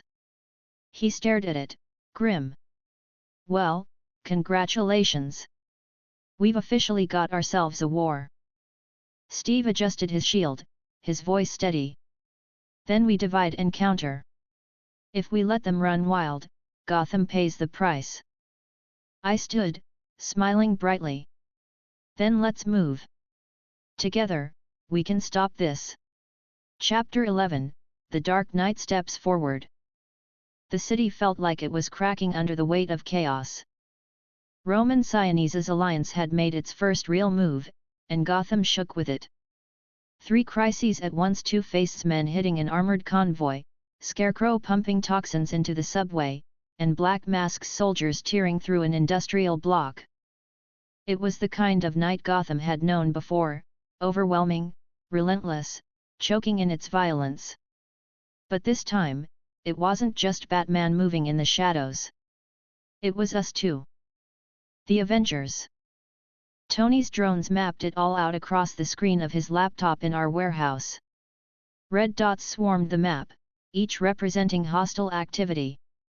His faceplate was already lowered, his suit fully powered as he barked frustrated updates. This is insane. 3 simultaneous attacks? That doesn't happen by accident. It's coordinated. And guess who's the common denominator? Us, Steve said simply, shield resting on his arm. His voice was calm, steady, even in the face of what was coming. I leaned against the table, cheerful despite the tension. That means they're desperate. They're risking everything because they're scared of what we represent. Tony turned his helmet toward me, deadpan. Only you would spin this into a positive. They're not scared. They're pissed. And pissed criminals with arsenals don't play nice. Steve shifted, his gaze steady on the map. Then we don't split up. Not tonight. We stay together.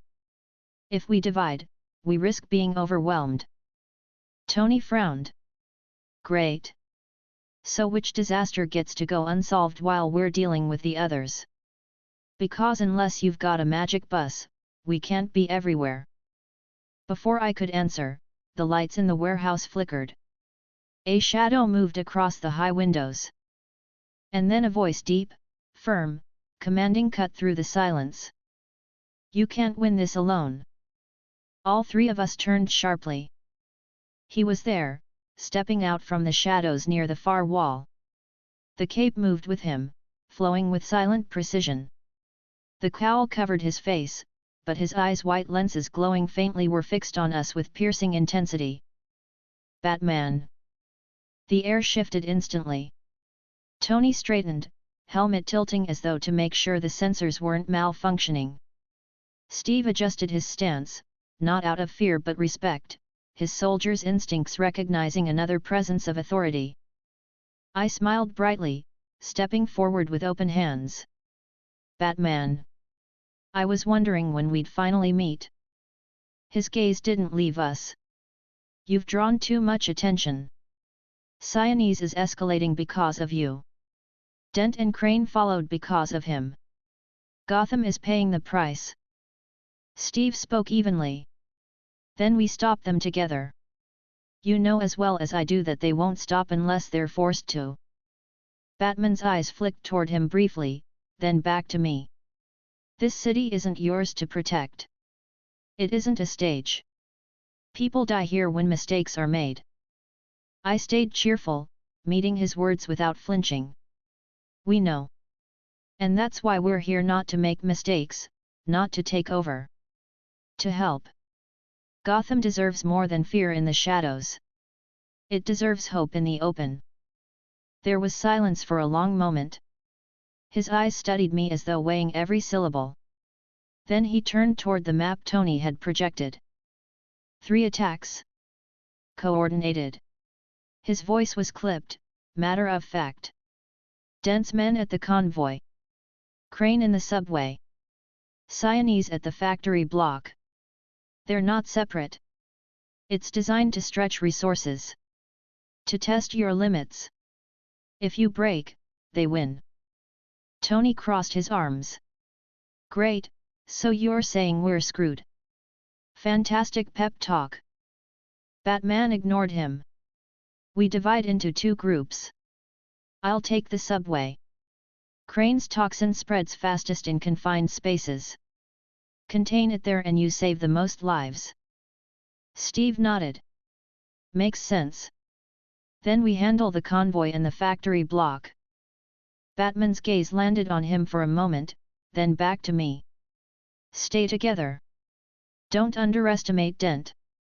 Don't underestimate Siamese. They'll exploit any weakness. I smiled brightly, unshaken. Then we won't give them one. You do what you do best, and we'll handle the rest. Tonight, Gotham sees all of us working together. Batman didn't respond immediately. His eyes lingered on me, then Steve, then Tony. Finally, he gave a single, curt nod. Then move. And just like that, he was gone, vanishing back into the shadows as quickly as he had appeared. We wasted no time. Tony blasted into the sky, scanning the convoy's route with his HUD. Steve and I moved on foot, cutting through side streets toward the chaos. The distant sounds of gunfire and explosions grew louder as we closed in. When we arrived, the scene was chaos. Two-Faced men had swarmed an armored convoy in the financial district. Smoke billowed from one of the vehicles, its tires shredded by explosives. Thugs in suits and masks fired wildly at the police cars trying to respond.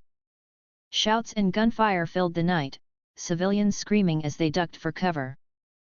Steve raised his shield immediately, his voice sharp.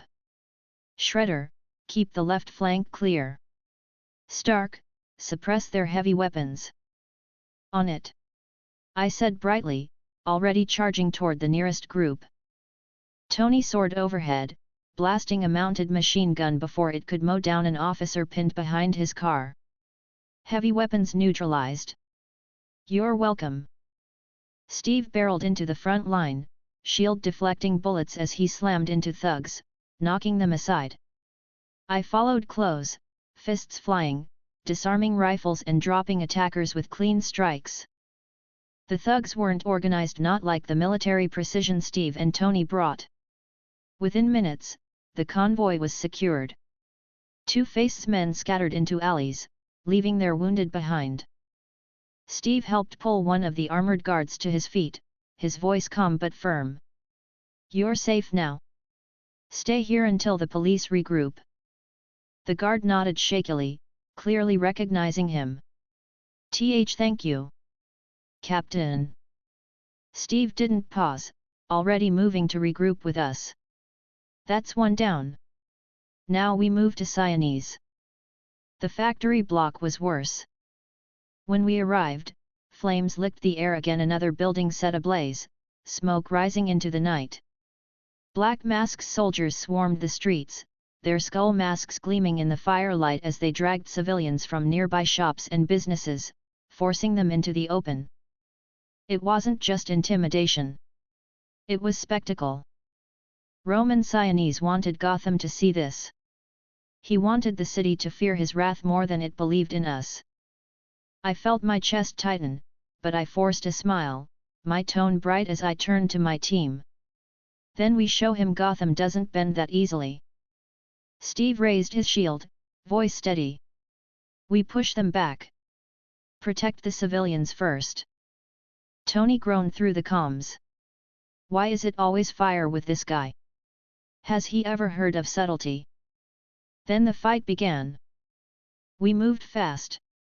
Steve charged straight into the front line, his shield slamming into masked thugs, scattering them. I followed, fists flying, striking down attackers before they could pull the civilians closer. Tony blasted from above, repulsors tearing apart weapons, forcing the mob into retreat. But Roman himself stood in the center, his mask gleaming, his voice rising above the chaos. You think you've won? You think the people love you? This city bends to power. And power is mine. He raised a pistol, aiming directly at a group of civilians huddled against a wall. Steve moved first. His shield flew through the air, knocking the gun clean from Roman's hand. It clattered across the pavement as Roman snarled. This isn't yours to take. Steve shouted, his voice echoing. Gotham belongs to its people, not to fear. Roman soldiers faltered at the sight of their leader disarmed. The tide shifted quickly. Within minutes, the block was clear, the civilians freed, the fire slowly contained by responding fire crews. Roman, as always, slipped away into the smoke. But his army was broken again. Later, back at the warehouse, exhaustion settled heavy in our bones. Tony peeled off his helmet, his hair plastered with sweat. Steve sat quietly, shield resting against his leg. And then the shadows moved again. Batman stepped forward. His voice was low, measured, but not hostile. You handled yourselves. Steve stood, meeting his gaze squarely. We worked together. It made the difference. Batman's eyes flicked to me, then Tony. Gotham doesn't trust easily. But tonight, they saw something. That matters. I smiled brightly. Then let's keep giving them something to believe in. For a long moment, Batman said nothing. Then, finally, he gave a curt nod. Stay out of the shadows. I'll work in them. If we're going to stop Siamese and the others, Gotham will need both. And with that, he vanished again. For the first time, Gotham wasn't just talking about Batman or the Avengers. It was talking about both. Working together. Chapter 12, Fear in the Air. Jonathan Crane didn't forgive failure. The subway strike had been stopped before it could truly spread. Batman had shut down the pumps, neutralized the toxin, and the GCPD had evacuated the tunnels before mass casualties occurred. It was a familiar story for Gotham, the Scarecrow making his move, and Batman cutting it short. But this time, Crane hadn't just been stopped by Batman. This time, people were whispering a different name alongside it. The Avengers. That was something his ego couldn't tolerate. We first heard the warning from Gordon. It was late at night in the warehouse. The three of us were regrouping after patrol, Tony calibrating his armor, Steve cleaning his shield, and me pacing lightly, restless energy buzzing through me. The old police scanner Tony had rigged suddenly crackled with a coded transmission. Tony tapped a few keys, cleaning up the audio, and Gordon's gravelly voice came through. Credible intel. Crane planning large-scale dispersal, not localized this time, air-based delivery, citywide threat. Steve straightened immediately, his jaw tightening. Airborne dispersal. That means thousands could be hit at once. Tony muttered under his breath, already opening schematics on his laptop. Fantastic. From claustrophobic subways to fresh air terrorism. Guy really knows how to keep things interesting. I stayed cheerful, my voice steady even as I processed the scale. Then this is the biggest test yet. If we stop him, Gotham sees we can stand against more than just gangs. We stop a citywide crisis. Steve nodded firmly. Then we move before he's ready. We don't wait for panic to spread. Tony sighed, snapping his helmet shut. You know, I used to spend my nights drinking good scotch and working on clean energy. Now I spend them fighting lunatics in burlap sacks. Thanks for that. I laughed lightly. Anytime, Tony. Batman came to us that night. He stepped from the shadows at the edge of the warehouse, as he always did, his voice cutting through the dim hum of Tony's machines. Crane's working out of an industrial site outside Otisburg. He's modified pesticide sprayers into dispersal units. If they go online, the toxin will spread across half the city in less than an hour. Steve rose immediately, shield in hand. Then we take them offline before he starts. Batman's eyes flicked toward him briefly, then back to all of us. Crane thrives on fear. He'll have traps waiting. Psychological, chemical, and physical. Stay focused. Tony gestured with both armored hands. Great. Gas, traps, psychological warfare. Just another Thursday in Gotham. I smiled warmly, steady. Then let's make Thursday the night Gotham sees us stronger than fear. Batman didn't reply, but his gaze lingered on me for a moment before he turned sharply toward the exit. Move. The Otisburg plant loomed against the skyline, its tall smokestacks silhouetted in the moonlight. The air around it was already tinged with a faint, acrid smell. Trucks sat idle in the yard, their tanks marked with chemical warnings. We approached quietly, spreading out. Batman moved with silent precision, blending into shadows. Steve stayed close to me, his shield ready, while Tony hovered overhead, scanning with his HUD. I'm picking up multiple heat signatures, Tony said through the COMM. Dozens of them. And those tanks? They're primed. This place goes up, we're looking at a chemical nightmare. Then we take it slow, Steve replied. His voice was calm, steady, commanding. Shredder, with me on the ground. Stark, give us overwatch. Copy that, Tony muttered. I'll be the flying target practice again. My favorite role. I chuckled. You're the best at it. We moved into the yard. The first masked thugs spotted us quickly, their shouts cutting through the night. Weapons raised, they opened fire. Steve charged forward, shield raised high. Bullets sparked harmlessly off the vibranium as he barreled into them, knocking two men aside with a single strike. I followed close, fists flying, disarming rifles and dropping men with sharp blows. Tony soared overhead, repulsors blasting, scattering the heavier weapons before they could focus fire. I swear, does this city have an endless supply of thugs in bad masks? Steve deflected another shot, pushing forward. Focus, Stark. The fight was brutal, but controlled. Within minutes, the yard was ours. The men lay groaning or unconscious, their weapons scattered. That was when the voice came. Thin, reedy, carried over loudspeakers. You can't stop fear, Avengers. You can't stop what lives in every human heart. Tonight, Gotham remembers who its master truly is. Jonathan Crane. We pushed deeper into the plant. The corridors were lined with tanks and pipes, hissing faintly as chemicals moved through them. Warning signs glowed under the dim emergency lighting. And the smell, sharp, chemical, heavy, grew stronger with each step. Steve's voice was firm. Gas masks on. Don't take chances. Tony sealed his suit. Steve and I pulled masks from the packs Batman had silently tossed us. We didn't question how he had them ready. He always did. Batman moved ahead, his silhouette barely visible in the dark. Stay close. Crane knows we're here. The deeper we went, the worse it became. Shadows seemed longer. Whispers echoed faintly, though I knew they weren't real.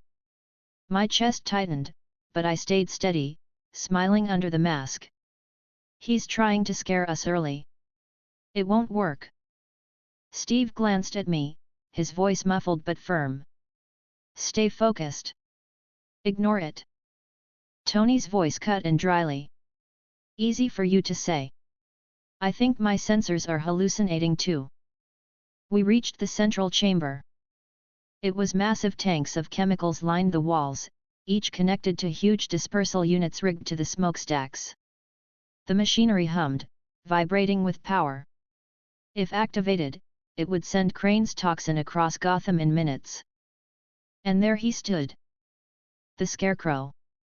Thin, hunched, his burlap mask stitched crudely across his face. He carried canisters strapped to his chest, tubes running into the machinery. His voice was shrill, but steady. You think Gotham belongs to you now? You think you can replace the fear that built this city? You'll learn. All of you. Even Batman. Batman's voice cut back, low and sharp. Not tonight, Crane. Then the room erupted in chaos. Crane's men poured from the shadows, armed with rifles and canisters of toxin. They hurled them across the floor, gas hissing out in thick clouds.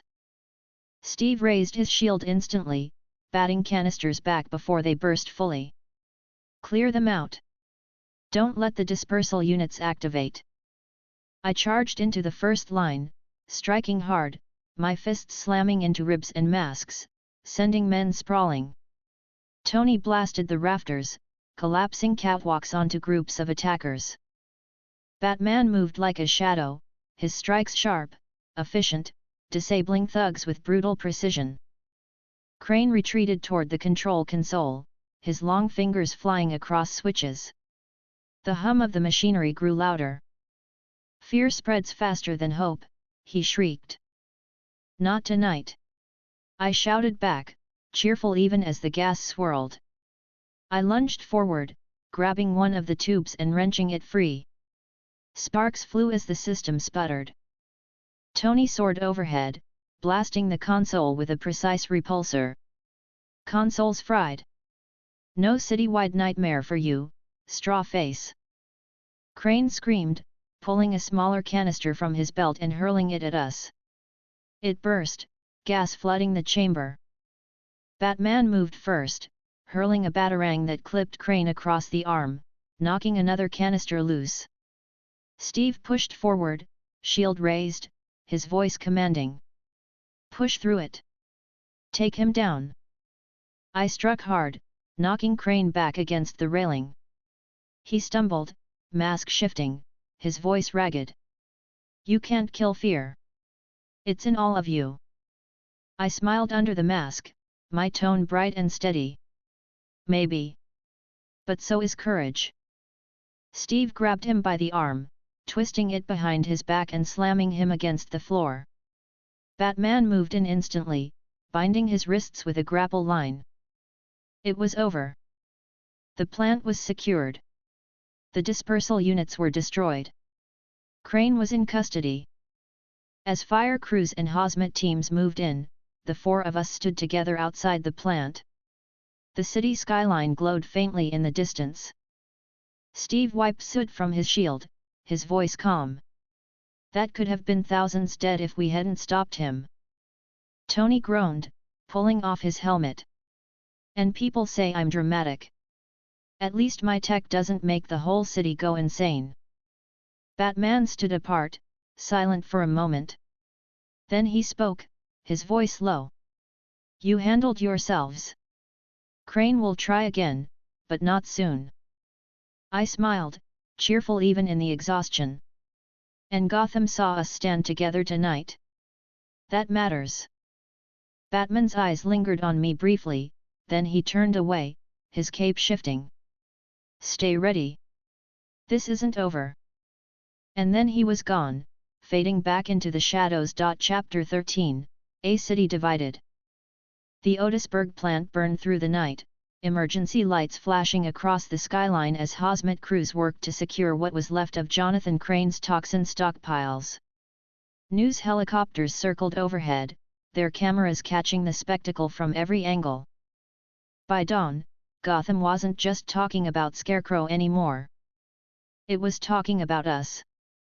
The Gotham Gazette headline was impossible to ignore. Avengers, Batman stops Scarecrow, but at what cost? Below it, the photograph showed me, Steve, and Tony standing outside the plant with Batman half in shadow beside us. The image had already spread across televisions and radio reports. Tony tossed the newspaper onto the crate in the warehouse, his voice dripping sarcasm. At what cost? Gee, I don't know, maybe not having the entire city dosed with happy gas? You'd think that would count as a win. Steve, sitting nearby with his shield resting against his leg, read the article quietly. His jaw tightened as he scanned the words. They're not questioning whether Scarecrow's plan was dangerous. They're questioning whether our presence is making Gotham worse. I stayed cheerful, my voice calm as I folded another copy of the Gazette. That's because Gotham doesn't trust easily. They've lived under fear for so long, it feels normal to them. When we shake that, it scares people in its own way. Tony pointed a finger at me, helmet under his arm. See, that right there, that constant optimism, it's exhausting. But fine, I'll play along. How exactly do you spin gas attack avoided into bad news? I grinned lightly. Watch. Later that morning, the television in the warehouse broadcast the morning talk shows. The footage replayed again and again, the Avengers and Batman moving through smoke, civilians being led away, Scarecrow dragged into custody. The first panelist, a man in a sharp suit, leaned forward at the desk. Yes, they stopped Crane. But ask yourselves, why did Crane escalate so far in the first place? Because the Avengers are here. Because Gotham is suddenly a stage for more than just Batman. The villains feel like they have to prove themselves bigger, louder, deadlier. The city pays the price. A woman across from him shook her head. That's nonsense. Scarecrow has attacked Gotham for years, long before the Avengers arrived. This time, people were saved. That's the difference. The city needs more heroes, not fewer. The host cut in smoothly. But the question remains, can Gotham handle more heroes, or is it already stretched thin by the war between Batman and his rogues?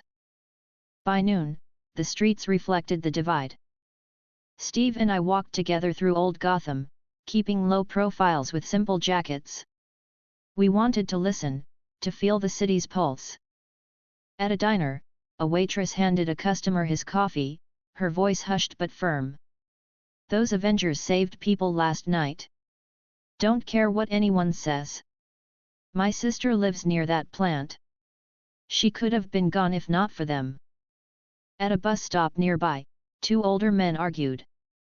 They're painting a bigger target on all of us, one muttered.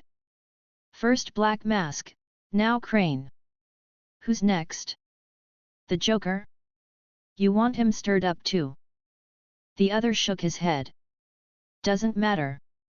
Someone had to stop Crane, and Batman couldn't be everywhere at once. If they hadn't been there, we'd be breathing gas right now. Steve glanced at me as we walked, his expression serious.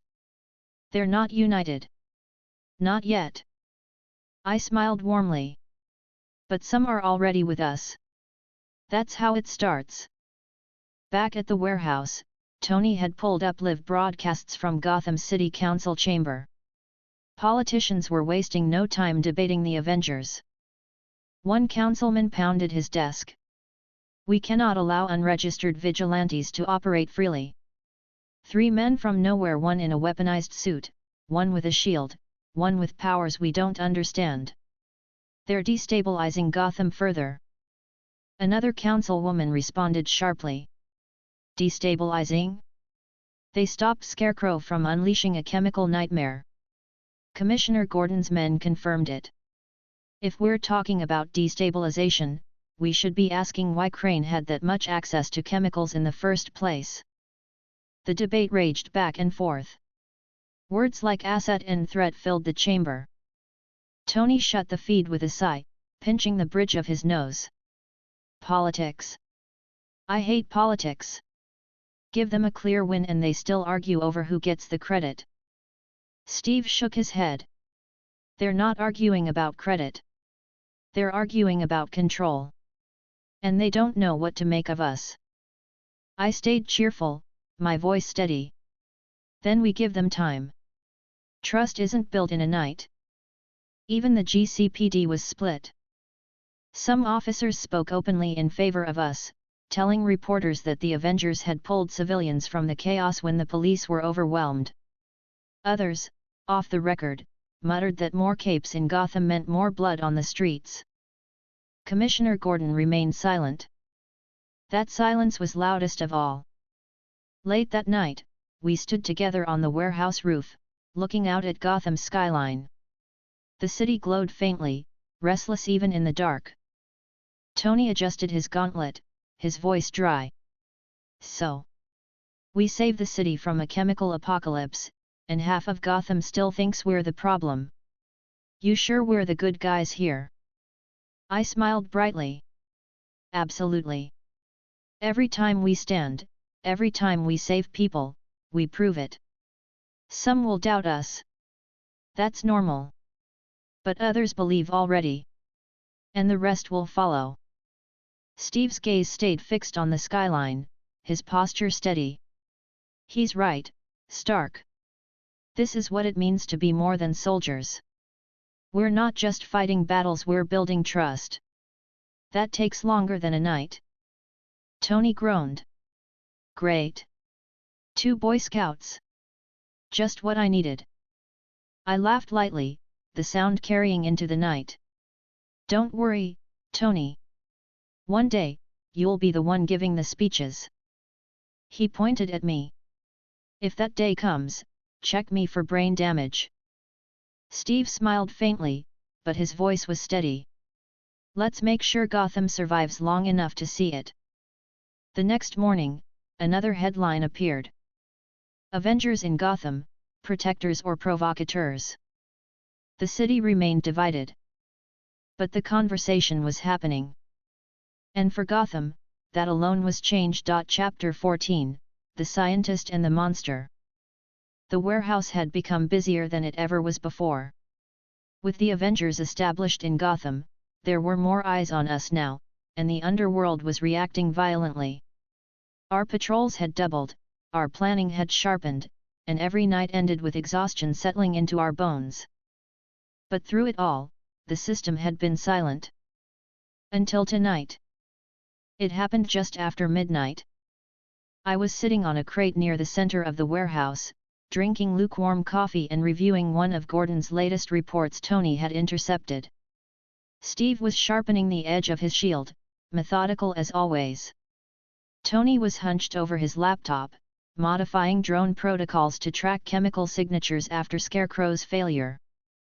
The sound came again. Ding! The system's voice filled my head. Mechanical. New summon available. Would you like to proceed? I straightened, the mug halfway to my lips. My heart sped up not with fear, but with excitement. Tony glanced at me. Let me guess. That look on your face means something weird is about to happen. Again. I smiled brightly. You could say that. Another ally is ready to join us. Steve looked up immediately. His voice was calm but intent. Another Avenger. Yes, I said cheerfully. This one's important. Tony groaned. Important? You said that about Rogers, and look how that turned out. Boy Scouts squared. Who are we getting this time? Spider guy? Some Norse thunder god? I chuckled. No. Someone else. Someone who can change everything if we handle it right. I didn't hesitate. Yes, I told the system. The air in the warehouse shimmered again. Blue light crackled, forming a tall, thin figure. When it cleared, the man stood there blinking in confusion. Dr. Bruce Banner. His clothes were simple slacks, a button-up shirt with rolled sleeves, rumpled as though he had been pulled mid-journey. His glasses perched crookedly on his nose, his posture tense. He looked around quickly, then fixed his eyes on us. Where am I? His voice was wary, already guarded. Steve rose immediately, extending a steady hand. You're safe. My name's Steve Rogers. Captain America. Banner froze, blinking. His voice cracked faintly. Steve? That's not possible. You're... Tony stepped forward, folding his arms, his smirk quick. Yeah, welcome to Gotham, big guy. Long story short? Wrong world, right mess. And apparently sunshine over there, he jabbed a thumb at me, has the magic power to summon Avengers like trading cards. Banner turned sharply toward me. His face was tight, his words quick. You did this? You brought me here. I nodded cheerfully, calm even under his stare. Yes. My name is Shredder. I can summon heroes. You're here because Gotham needs you. Because people need you. Banner's jaw tightened. He took a step back, adjusting his glasses. His voice was low, almost a whisper. You don't understand what you've done. Steve's voice was calm, reassuring. We know who you are. We know what's inside you. We're not here to use you. We're asking you to help. Tony raised his eyebrows, his tone dry. Yet, because nothing says calm like telling the guy with the giant rage monster inside him that we want his help. Great idea. I smiled lightly, my voice warm. Bruce, I know what you carry. But I also know you're more than that.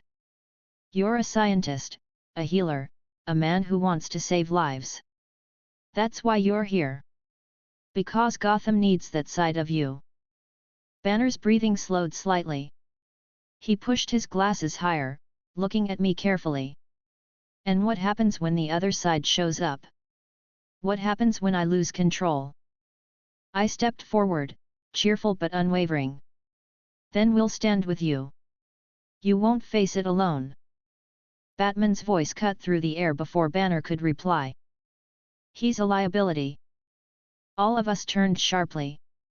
The shadows near the rafters shifted, and Batman stepped forward.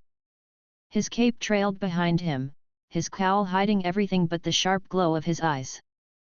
Steve's posture tensed slightly, but his voice remained calm. He's an ally. Batman's tone was low, direct. He's a bomb.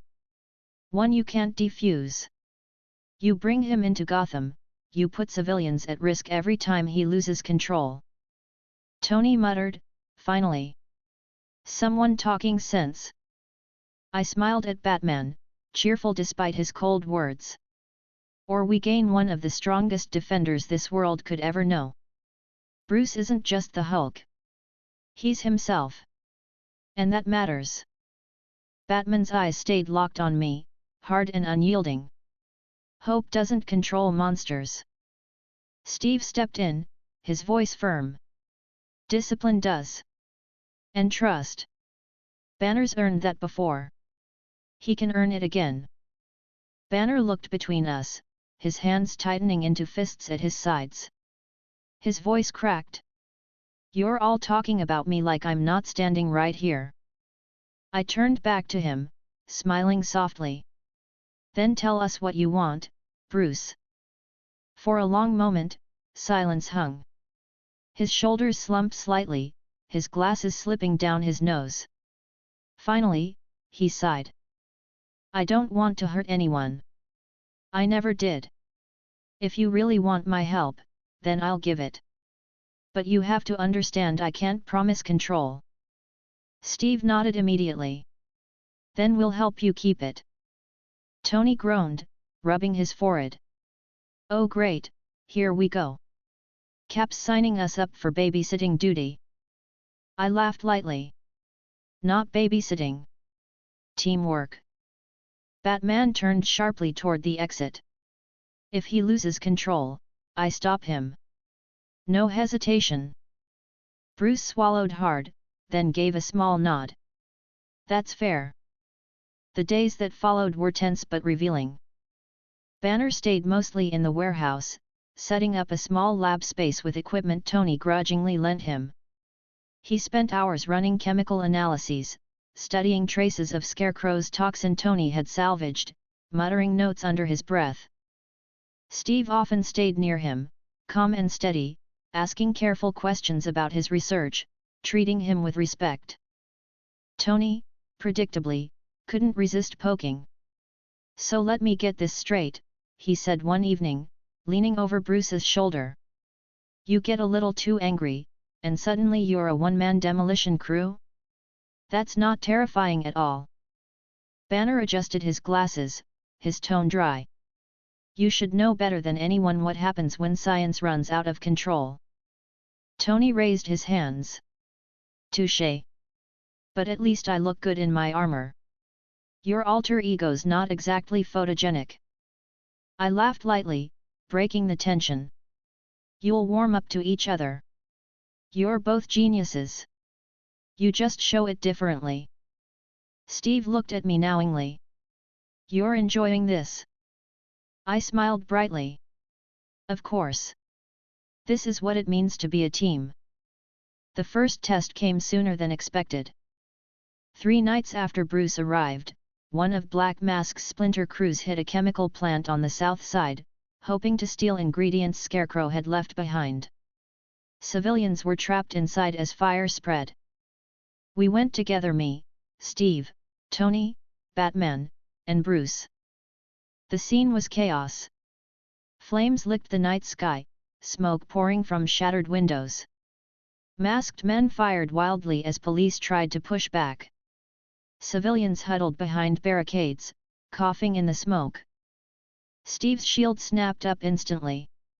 Civilians first. Shredder, with me. I nodded, cheerful even in the chaos. Got it.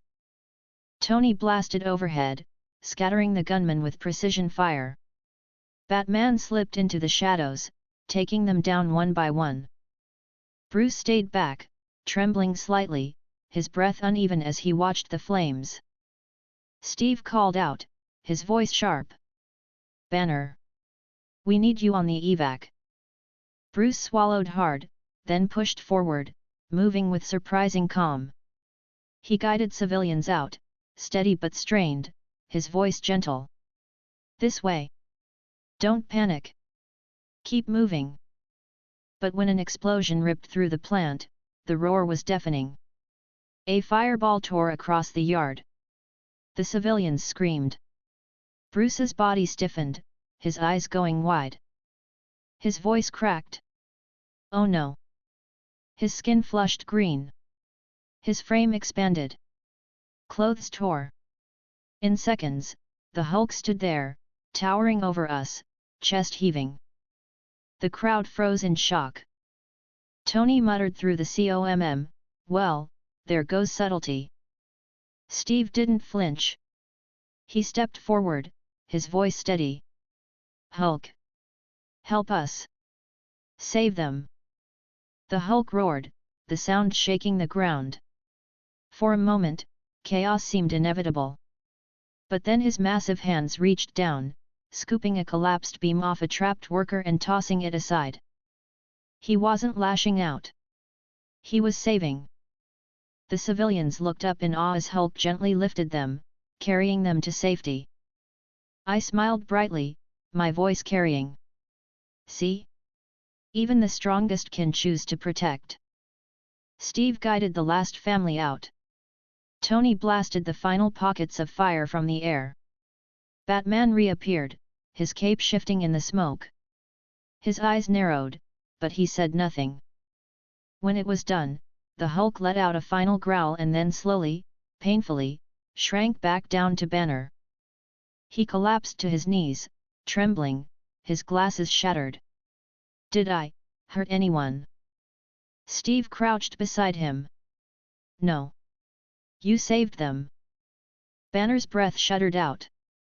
For the first time, there was relief in his eyes. Chapter 15, A City Sees the Hulk. The fire at the chemical plant was out by dawn. The smoke still clung to the skyline when we returned to the warehouse. Gotham's skyline was painted orange with the sunrise, but the mood among us was heavy. Bruce sat on a cot in the corner, his shirt torn, his hands trembling faintly as he stared down at the cracked glasses in his lap. His breathing was shallow, each exhale carrying the weight of what had happened. Tony paced nearby, helmet under his arm, muttering. Big Green makes his debut and half the city nearly has a collective heart attack. Great! Just what we needed. More panic. Steve stood steady near the window, shield strapped across his back. His voice was calm but firm. He saved lives. That matters. Bruce's voice cracked, soft but audible. I almost lost it. If I had. I stepped forward, smiling warmly. But you didn't. You saved people, Bruce. They'll remember that. Batman's voice came from the shadows, sharp and cold. They'll remember a monster tearing through their streets. That image doesn't fade. Not in Gotham. Bruce flinched, his hands tightening around the broken glasses. I looked at Batman steadily, still cheerful but firm. They'll remember the families who got to go home. That's what counts. Batman didn't reply, but his silence carried weight. By mid-morning, Gotham was buzzing. The Gotham Gazette headline screamed in bold letters. Monster or Savior? Hulk appears in Gotham. The article beneath was divided down the middle. One half praised the giant creature that had lifted collapsed beams, carried civilians out of burning rubble, and neutralized the chaos at the chemical plant. The other half called him a threat, a danger too great for Gotham's fragile streets. The television news wasn't much different. A reporter stood outside the charred ruins of the plant, microphone in hand. Witnesses describe the figure as nearly 10 feet tall, green-skinned, with immense strength. While he assisted in the rescue of civilians, the damage left behind raises questions about whether Gotham can withstand the presence of such a being. We spoke to citizens earlier today. The footage cut to a woman clutching her child. Her voice was shaky but grateful. That thing picked us up and carried us out. My son couldn't breathe from the smoke, and he saved us. I don't care what anyone says, he saved us. The next cut was harsher. A man with a cigarette waved angrily at the camera. He's a walking weapon. What happens next time he snaps? You think Batman can stop him? You think anyone can? No. He doesn't belong here. Steve turned the volume down. His expression was calm, but his shoulders were tight. This is exactly what I expected. Tony rolled his eyes. Of course it is. Half the people see a savior, the other half see Godzilla. And guess what? Both are technically right. I chuckled softly. That just means we have to keep showing them the savior part. Bruce sat silently, staring at the screen until it went dark. By afternoon, the city council convened an emergency session. Tony streamed it on his laptop, all of us gathered around. One councilman leaned forward at his microphone, his voice sharp. This Hulk is not a hero. He is an unregistered, uncontrollable creature summoned by vigilantes we know nothing about. He may have saved people this time, but what about next time? Another councilwoman countered quickly. With respect, councilman, without the Hulk, dozens more would have died in that fire. Eyewitnesses confirm he carried people out. He was part of the rescue effort. The first councilman slammed his palm against the table. And how many tons of steel did he throw across the street? How many lives would have been lost if those civilians hadn't been lucky? We cannot risk this city for the sake of untested outsiders. The chamber erupted into overlapping arguments. Steve exhaled quietly. They don't trust what they can't control. Tony snorted. Join the club. That's been my problem for years. I smiled lightly. Then it's our job to show them trust matters more than control. Batman's voice, low and firm, cut in from the shadows of the warehouse. Gotham doesn't forgive mistakes. If Banner loses control once in the wrong place, no argument will matter. They'll turn on him instantly. Bruce's head lowered further, his voice small. He's right. I shook my head, still cheerful. No. You proved you can save people. That's what matters. Later, the GCPD made their stance clear. Tony intercepted a private transmission from Gordon's office. His voice was steady, calm as always, but heavy with strain. Officially, the department will not endorse or condemn the Avengers' involvement. The situation with Banner is complicated. Unofficially? Some of my men saw him carry children out of that fire. They won't forget that. Others saw him smash through walls like paper. They won't forget that either. My advice? Keep him away from crowded streets until Gotham decides which side of him it believes in. Steve listened intently, then nodded. Gordon's pragmatic. He knows how fragile public trust is. Tony muttered, translation, keep the big guy on a leash. I laughed softly. Or keep showing them why he doesn't need one. That night, we patrolled again. Not fighting, just walking the streets quietly, listening. We stopped at a diner in Burnley. The TV inside was replaying shaky cell phone footage of Hulk tossing aside debris, his roar echoing through smoke. At the counter, two teenagers whispered excitedly. Did you see him? He's like, unstoppable. He saved those people like it was nothing. At the corner booth, two older men shook their heads. Unstoppable, yet. That's the problem. What if he decides not to save next time? Bruce sat stiffly at the far end of the counter, nursing a cup of coffee. He didn't meet anyone's eyes. I sat beside him, smiling warmly. You hear that? Some of them believe already. The rest will too. His voice was soft, almost bitter. Or they'll see me as another monster. That's what they always see. I chuckled gently. Then we just keep proving them wrong. Every time. Batman confronted me after. We stood on a rooftop overlooking the diner, the city buzzing below. His voice was sharp, low. He doesn't belong here. You're forcing a city already on edge to accept a weapon it can't defend against. I smiled calmly, meeting his gaze without hesitation. I'm not forcing Gotham to do anything. I'm giving it more defenders. More people who choose to stand for it. Bruce belongs because he chooses to save. Batman's silence was long, heavy. Then he finally said, if he loses control, I won't hesitate. I nodded brightly. Then you won't have to. By the end of the week, Gotham was split right down the middle.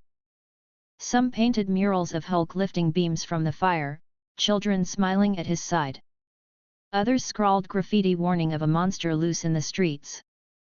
The city didn't know what to believe. But it was talking.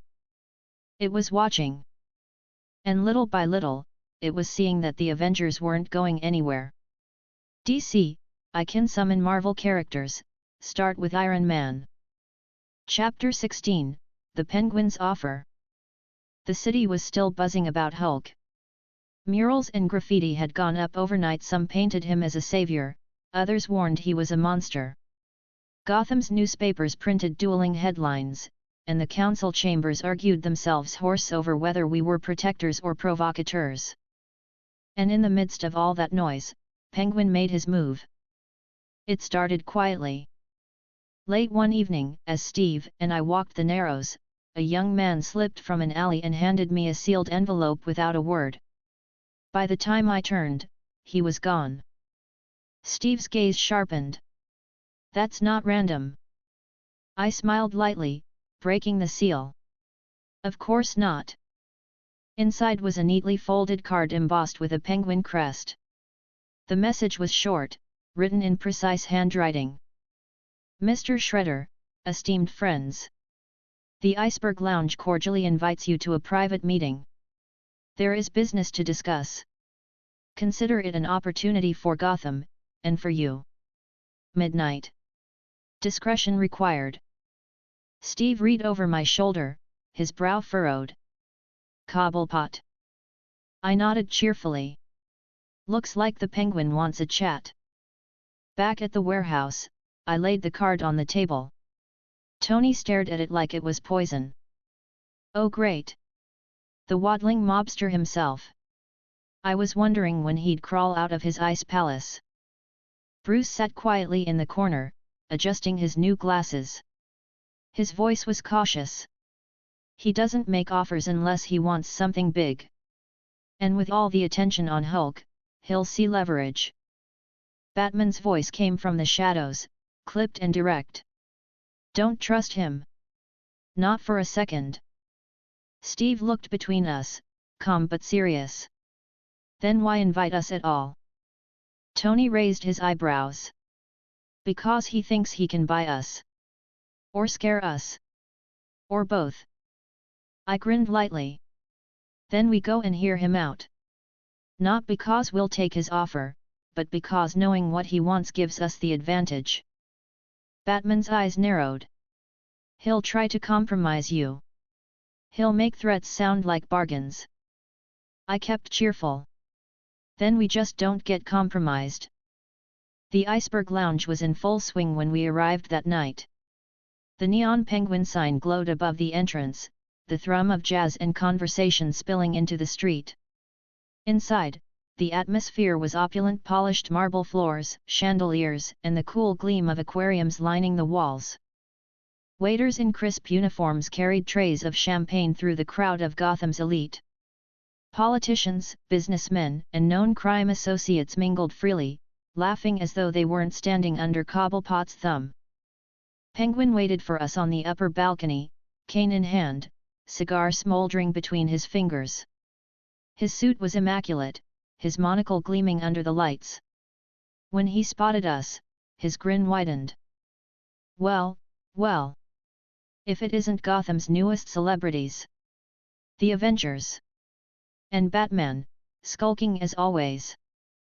Batman stepped out from the shadows behind us, his silence sharper than words. I walked forward with a bright smile. Mr. Cobblepot. Thanks for the invitation. He chuckled, his voice gravelly. Please, call me Oswald. We're all friends here. Tony muttered under his breath, sure. Friends. With a mobster in a tux. Steve gave him a sharp look, but Oswald pretended not to notice. Penguin led us into a private lounge at the back. The room was quieter, lined with leather chairs and a long polished table. Bottles of fine liquor glimmered on the shelves. He gestured grandly toward the seats. Please, sit. Make yourselves comfortable. Hospitality is everything at the lounge. Steve sat with quiet dignity, shield at his side. Tony slouched into a chair, armor humming faintly. Bruce remained standing, cautious. Batman lingered against the wall, arms crossed. I sat cheerfully, leaning forward with open hands. So. You wanted to talk business. Oswald puffed his cigar, exhaling slowly. Business, indeed. Gotham is a complicated city, gentlemen. Fragile. She doesn't take kindly to chaos. And lately, chaos has been abundant. His eyes glittered as they slid toward Bruce. New players draw attention. Especially ones who roar and smash. Bruce's jaw tightened. He said nothing. Tony cut in, voice dry. Get to the point, Birdman. What do you want? Penguin's grin widened. Simple. An arrangement. You're powerful. Gotham's criminals fear you already. But power without structure? That frightens the city's respectable citizens. They don't know what to expect from you. That's where I come in. I give structure. I give order. You let me handle the city's operations, and in return, I make sure you have resources, information, and freedom to play hero without interference. Steve's voice was calm but sharp. You're asking us to let you keep running crime. Oswald chuckled, spreading his hands. Crime is such an ugly word, Captain. I prefer enterprise. And let's be honest, Dent, Sienese, Crane, they're unpredictable. Dangerous. You work with me, you get stability. Gotham thrives. Batman's voice cut through the smoke, cold and flat. He wants legitimacy. That's all this is. Penguin smirked. Legitimacy is earned, Batman. And right now, I'm offering it to you as well. Think about it, the public is divided. They don't know if you're heroes or threats. Align with me, and suddenly the city sees you as protectors working with Gotham's institutions. Tony barked a laugh. Institutions? You mean your mobsters in penguin suits? Oswald's eyes narrowed, but his grin didn't fade. You'll find I can be a very generous ally. But just as easily, a dangerous enemy. Choose carefully. The room fell silent.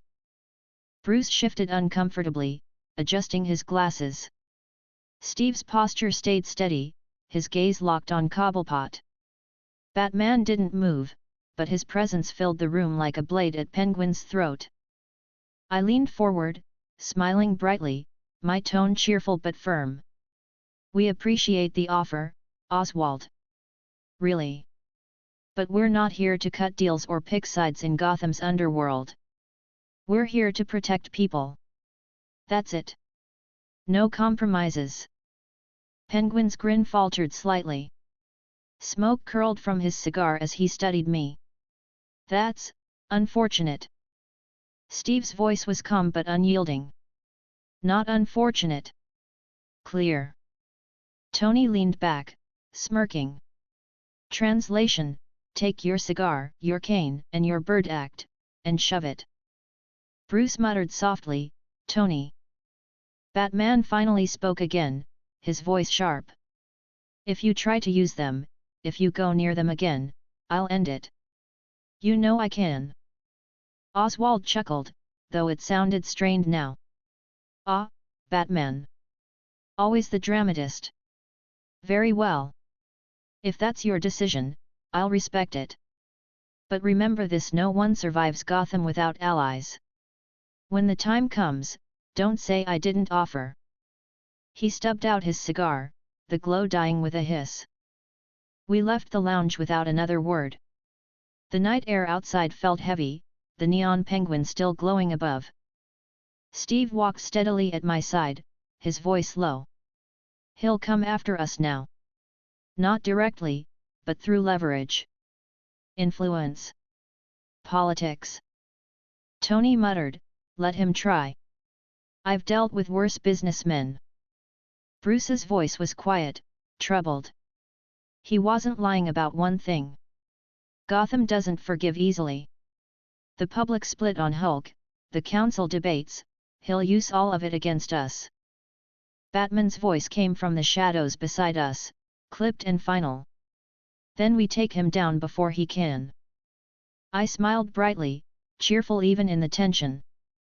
Or we keep showing Gotham what real allies look like. Not criminals in suits. Heroes who stand together. Batman didn't respond. But he didn't argue either. Chapter 17, 2 more arrows in the quiver. The warehouse was quieter than usual. After the meeting with Penguin, tension lingered in the air. Batman had melted into the shadows as he always did, but the rest of us stayed behind. Steve polished his shield, silent but thoughtful. Tony hunched over his laptop, muttering darkly about mobsters in tuxedos. Bruce sat on his cot, his hands folded, eyes staring at nothing. I tried to keep the atmosphere light. Well, that went about as well as I expected. He offered us crime with a fancy suit, we said no. I call that a victory. Tony snorted. Victory? That waddling crime lord is already plotting which councilman to bribe and which headline to buy. He's going to make us look like the villains faster than you can say press release. Steve shook his head. That doesn't change our job. We protect Gotham, no matter what Cobblepot says. Bruce muttered softly, he's not wrong about one thing. This city doesn't trust easily. And with Hulk in the mix, Penguin doesn't have to work hard to make people afraid of us. I smiled warmly. Then we make it impossible to ignore the good we do. Simple as that. Tony waved a hand. You make it sound so easy. Maybe if we had a couple more bodies in the roster, it might be. The words stuck with me. And then the system chimed. Ding! The voice was calm, mechanical, but familiar. 2 summons available. Would you like to proceed? I straightened, grinning. Looks like your wish is granted, Tony. Steve looked over instantly. More of us? I nodded. Yes. 2 more. Bruce frowned, cautious. Who this time? I closed my eyes briefly and gave the command. Yes. The air shimmered, blue light filling the warehouse. 2 figures appeared, side by side, blinking in confusion. A tall man with sharp eyes and a bow slung across his back. A woman with red hair pulled into a braid, her posture sharp and ready, pistols holstered at her thighs. Clint Barton. Natasha Romanoff. Hawkeye and Black Widow. Clint was the first to speak, his voice dry. Okay.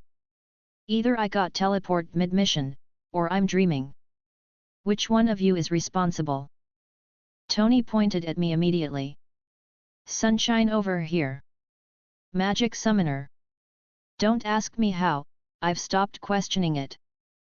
Natasha's eyes scanned the room quickly, sharp and precise. She looked at Steve, then Tony, then Bruce, then me.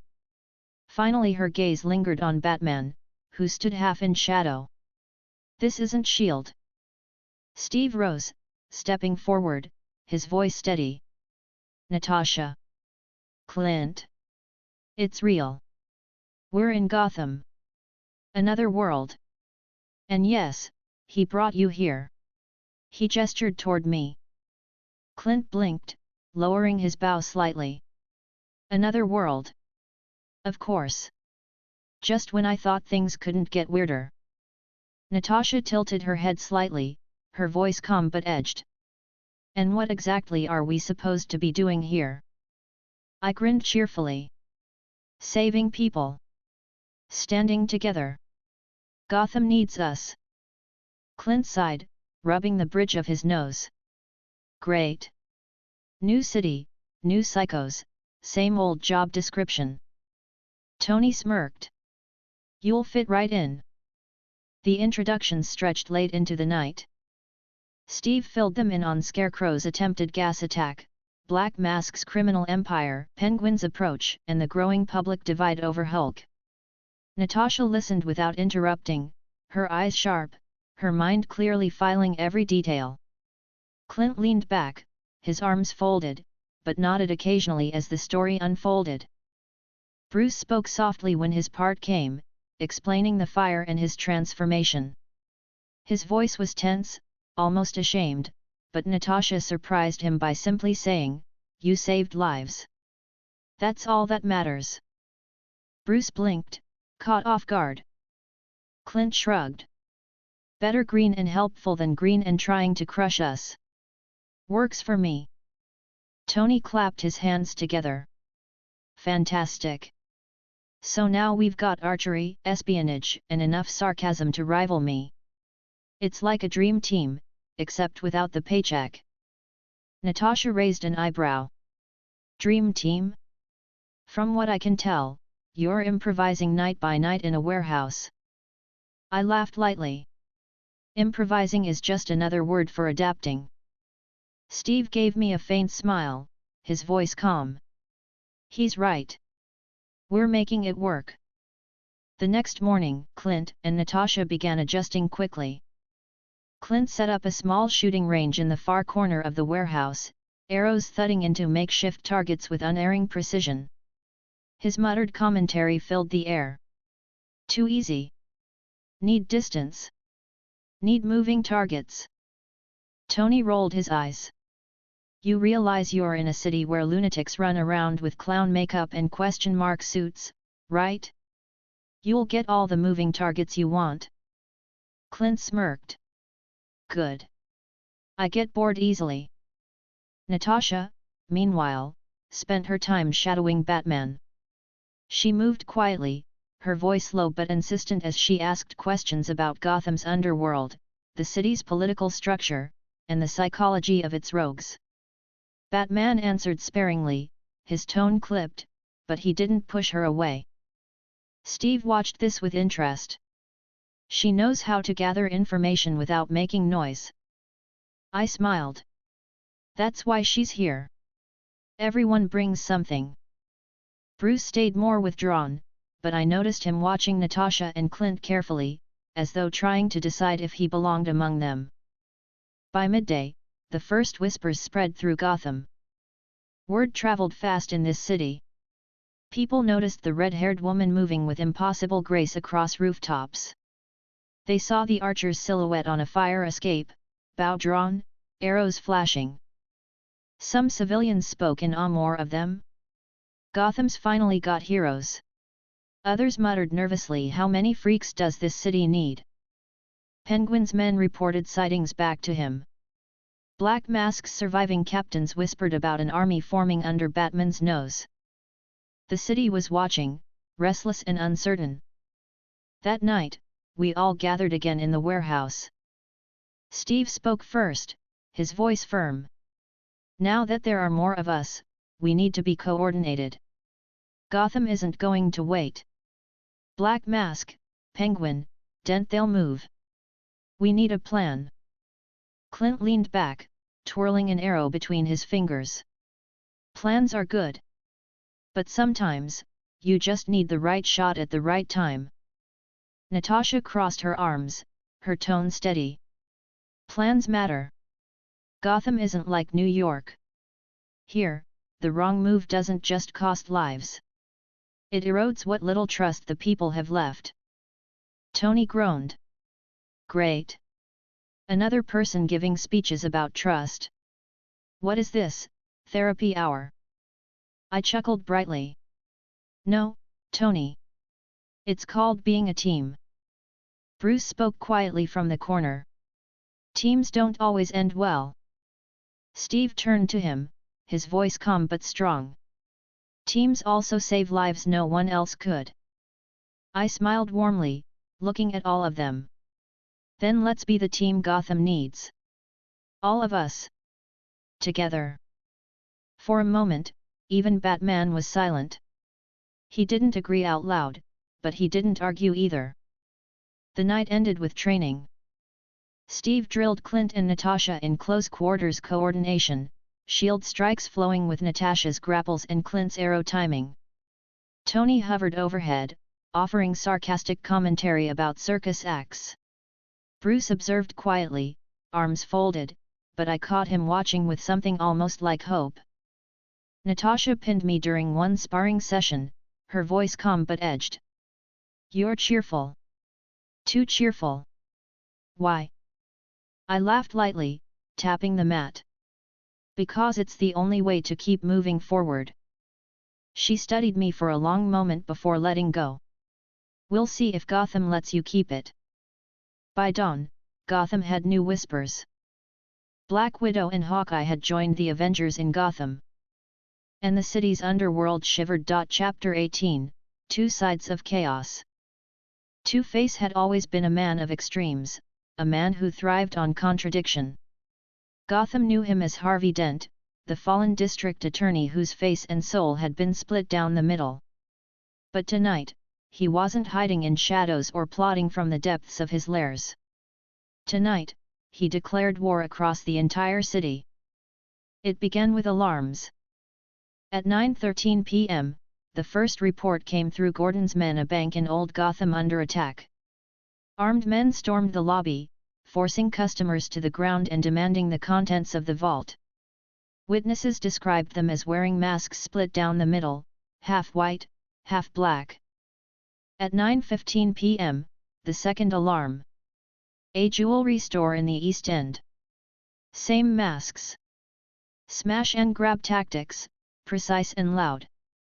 At 9:18 p.m., a third hit: a Brinks truck hijacked in the Bowery, guards forced onto the asphalt at gunpoint while crates of cash were loaded into waiting vans. And at 9:21 p.m., we intercepted word of a fourth: an electronics store in Coventry being stripped bare by masked men moving with military coordination. By the time the fourth report came in, we were gathered in the warehouse, the tension building. Tony was at his laptop, fingers moving fast. His faceplate was pulled back, and the glow from his screen lit up the sharp lines of his expression. This isn't random. This is Dent. Multiple locations, synchronized to the second. He's trying to stretch us thin, force us to trip over ourselves. Steve stood tall, shield slung over his back, his eyes fixed on the map Tony had projected onto the wall. His voice was firm, steady. Divide and overwhelm. Classic tactic. He's not just stealing, he's testing us. Testing whether we can cover a city this big. Batman stepped out from the shadows, his cape draped heavy across his shoulders. His tone was clipped, cold, direct. Dent doesn't test. He punishes. This is about choices. Save one, lose another. Every time you hesitate, someone pays for it. Bruce sat on his cot, leaning forward, his elbows on his knees. His voice was soft but tense. He's baiting us. Trying to draw out Hulk. If I lose control in the middle of this, it could be worse than anything Dent planned. I stepped forward, smiling cheerfully despite the grim air, my voice steady and upbeat. Then we go together, each of us where we can make the biggest difference. Gotham's seen what happens when Dent tries to break people down. Let's show them he can't break us. Steve nodded at me, his eyes steady. Agreed. But we need to split into teams.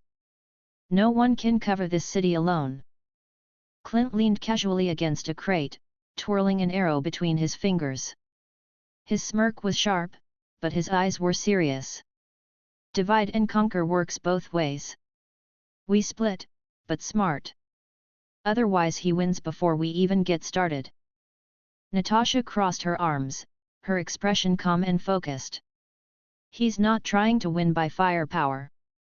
He's trying to win by chaos. We don't give him that. Clear lines, no improvisation unless necessary.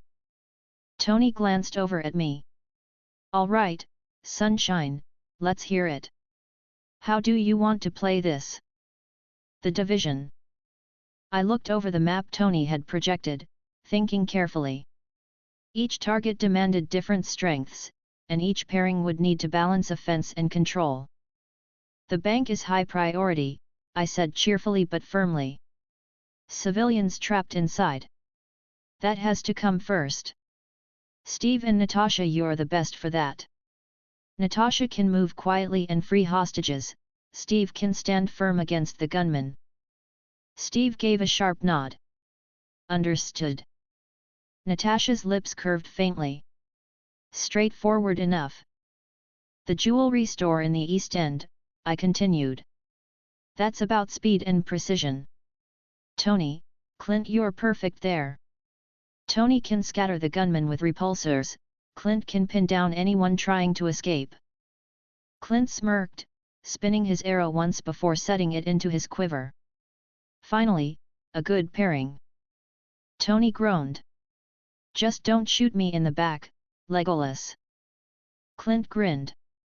No promises. I chuckled lightly before moving on. The Brinks truck in the Bowery, that's where Bruce and I will go. Heavy lifting, big numbers. If Hulk shows up, I'll be there to make sure it stays pointed in the right direction. Bruce swallowed but nodded slowly. I'll try. Just, don't let me lose it. I smiled brightly at him. We won't. You'll do fine. And the electronics store in Coventry? Steve asked. Batman's eyes narrowed, his tone flat. Mine. No one argued. The departure. We moved quickly after that. Tony's drones swept ahead, mapping routes while Natasha slipped into her gear and Clint checked his quiver. Steve pulled the straps on his shield tighter, and Bruce adjusted his glasses nervously before pulling on a jacket. I clapped my hands together, cheerful and firm. All right, everyone. Let's show Dent what real teamwork looks like. No matter how many jobs he tries to run at once, we'll stop them all. Steve gave me a small smile. Then let's move. Tony muttered as his faceplate slid back down. Showtime. Again. Batman said nothing, only disappearing into the night like a shadow. The bank. Steve and Natasha arrived first. The bank was a fortress of brick and stone, its windows shattered, alarms blaring. Inside, masked men barked orders, forcing customers to the ground while they loaded bags with cash. Steve moved in first, shield raised, his voice steady and commanding. Everyone stay down. You're going to be all right. Gunfire erupted instantly, bullets sparking harmlessly off his shield as he advanced. Natasha slipped in from the side, her movements precise and silent. One by one, she disarmed the gunmen, striking with cold efficiency, her pistols knocking weapons aside before they could fire. Steve's shield slammed into the last of them, knocking him unconscious. Within minutes, the hostages were safe, the robbers down. Natasha glanced at him calmly. Too easy. Steve shook his head. Dent never makes it easy. This was just one move. The jewelry store. In the East End, Tony hovered above the street, his repulsors glowing as masked men smashed display cases inside. Gentlemen, his voice rang out through the suit's speakers, dry and mocking, ever heard of a credit card? Smashing windows is so last season. Repulsor blasts fired, scattering the robbers as Clint landed on a nearby fire escape, arrows flying with rapid precision. Each arrow struck true, pinning weapons to the floor, knocking men off balance, disabling getaway cars with pinpoint shots to their tires. Within moments, the street was littered with unconscious thugs, smoke rising from Tony's blasts and arrows lodged in every surface. Clint smirked down at Tony. Not bad for a guy in a tin can. Tony huffed. Not bad for a guy who still uses sticks and strings. The Brinks truck. Bruce and I arrived at the Bowery to find the truck surrounded. Masked men loaded crates into vans, shouting orders as frightened guards lay face down on the ground.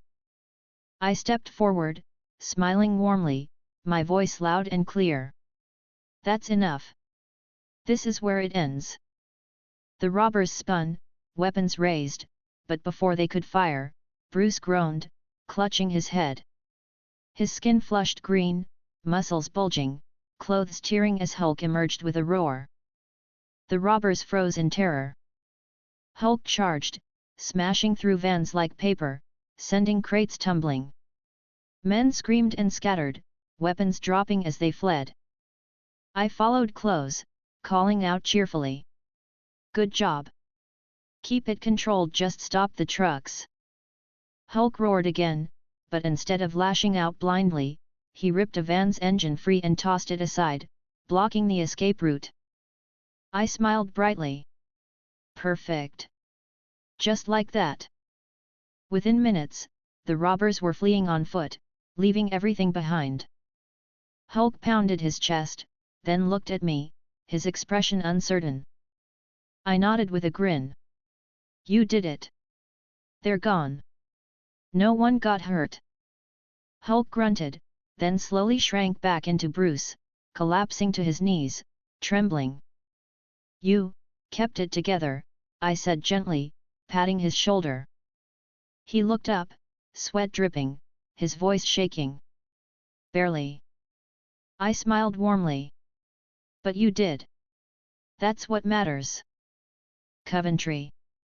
Batman's assault on the electronics store was silent and swift. By the time the others had finished their jobs, his was already done. Masked men lay bound in the shadows, their equipment confiscated. No witnesses even saw him move. The aftermath. By midnight, we regrouped at the warehouse. Tired, bruised, but victorious. Steve crossed his arms. 4 hits, all stopped. No civilian